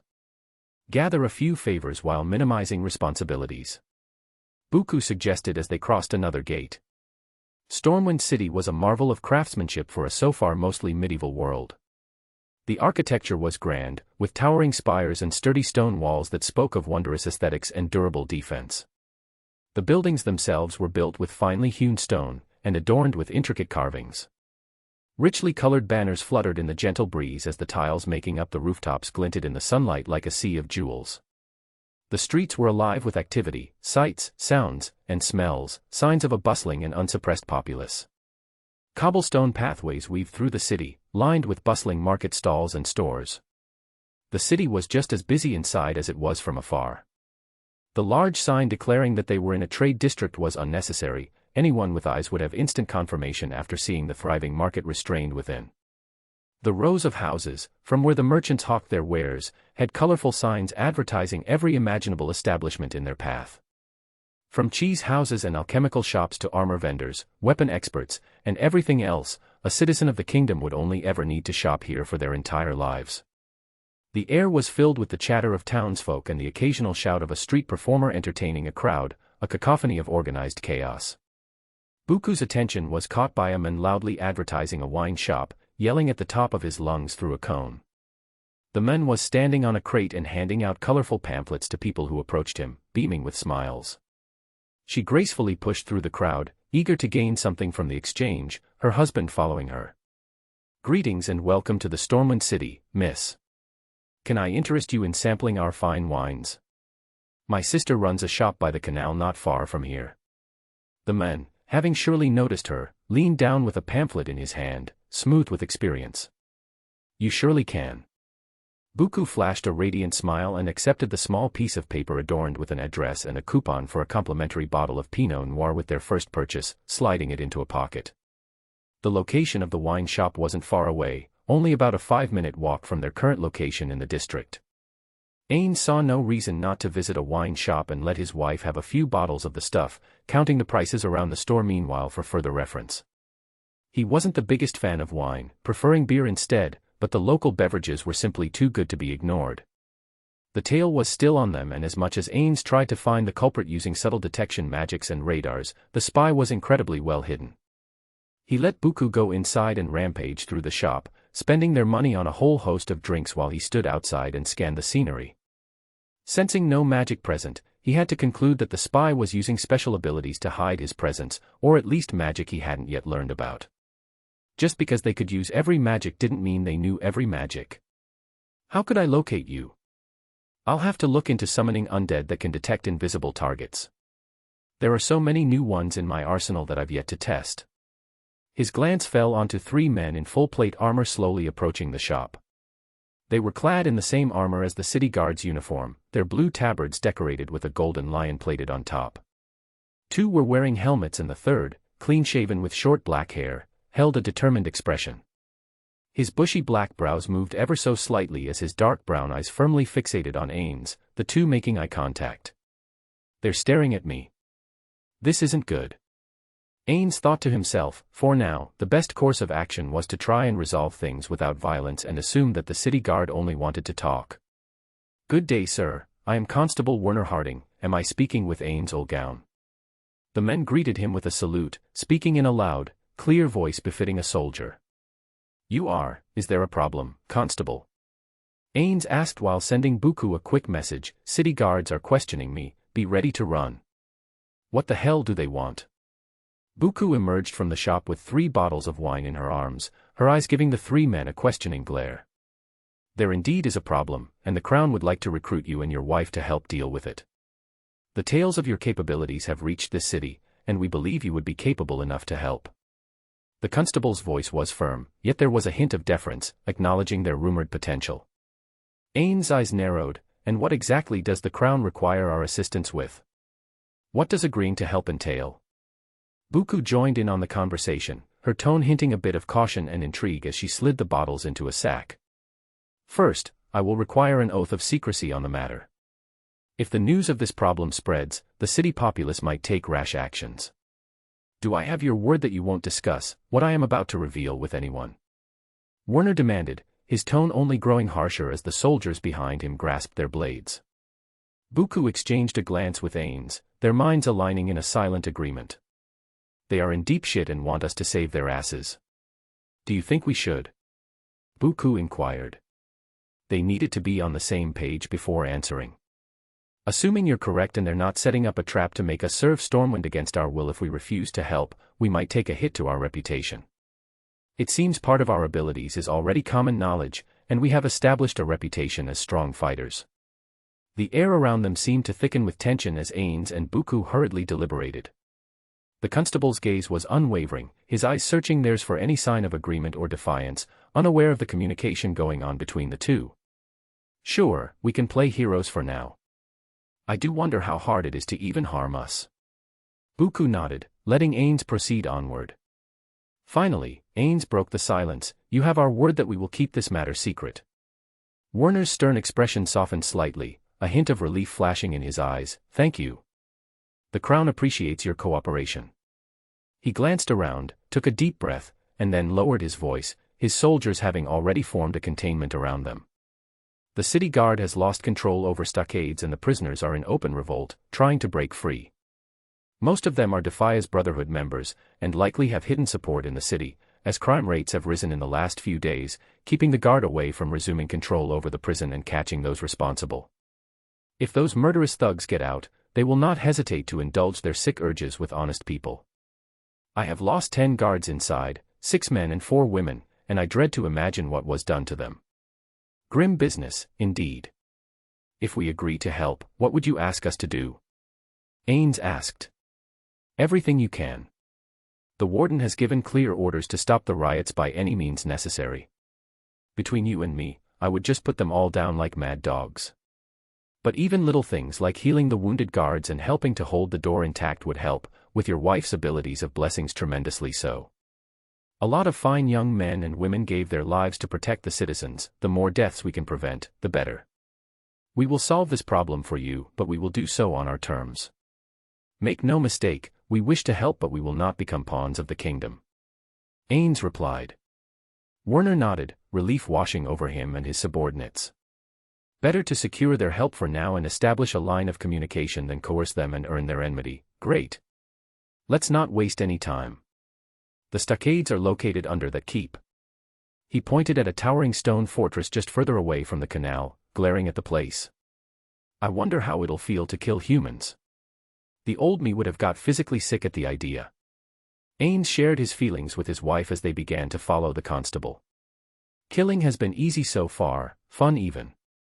I don't think dealing with humans will be any different, rather I'm more curious to find out if they even can harm us. You know, with passive protections and high-tier physical nullification, I can probably not worry about direct attacks at all, and as long as you're careful you shouldn't either. On top of that, I can heal myself. Let's go grind some XP. Buku started to grow excited, her voice tinged with dark excitement. I'm not sure if XP is even a thing. We likely cannot even gain any resources as the guard would probably notice missing corpses. We should negotiate for payments in coin instead. Ainz responded. It came as a huge relief that Buku was eager to discard the old moralities and that he didn't need to pretend for her sake. The people of the city meant nothing to him, sure, but Ainz didn't want to make them suffer for no reason, yet there was no attachment to them either. Human life held no higher value than any other living thing in his mind. It was merely a resource, meant to be utilized to the fullest potential through almost any means possible. They had discussed their moralities already in the forest, but until now, they hadn't killed humans yet, and he had to admit to himself that the idea made him feel no different than killing an animal or stomping a bug. Luckily, Buku was quick to embrace their monstrous nature and found enjoyment in it as well. As they approached the keep, the constable sent one of his men ahead to warn the warden present. There were a lot of city guards around the keep, likely in preparation for the worst-case scenario while also subtly keeping the occasional citizen away. But it was only the tip of the iceberg, as within the stone building they found a desperate fight for control, guards rapidly ascending and descending the stairs leading downward as a handful of priests scrambled to heal the wounded and bless those re-entering the combat zone. The thick scent of blood and sweat permeated the air, mingling with the acrid smell of fear both could distinctly sense. The standing guards were armed to the teeth, their armor dented and scratched from the fierce clash, and those were the lucky ones. Clerics shuffled among them, their hands glowing with holy light, murmuring prayers and spells to close gaping wounds and mend broken bones. Cries of the injured and the relentless shouts of orders filled the air, clashing with the cacophony of blades, armor, and stone shrieking mere meters below them. These men don't look like they just shanked at will, someone has given them more serious weapons. Buku noted, her eyes scanning the injured and the dead and noting their grievous wounds. If there's some conspiracy going on, it's better for us to feign ignorance and look out for potential enemies we'll make by stopping this riot. Ainz once again chose caution. All witnesses could ever confirm was that he and Buku were called in to help without any inside knowledge of how the riot started, nothing more. There you are. I'll get right to the business and the reward can be discussed later. A man with an eye patch and shoulder-length dark brown hair approached them, his thick mustache soaked in sweat, giving off a rugged edge to his stern demeanor as a short sword swung by his side. Are you the one in charge? Ainz inquired. I'm Warden Fellwater, in what manner can you contribute? If you can fight, I prefer to send you both down there. My men are getting exhausted. He pointed at the stairway leading down into the darkness. We can clear the whole thing for you. Just tell me, should we try to spare any lives? Buku unsheathed her sword and picked the shield off her back, Ainz pulling out a stave. The warden eyed them with skepticism before questioning, you plan to stop the entire riot on your own and ask if someone should be spared? Missy, there are 400 armed men down there, most of them seasoned killers.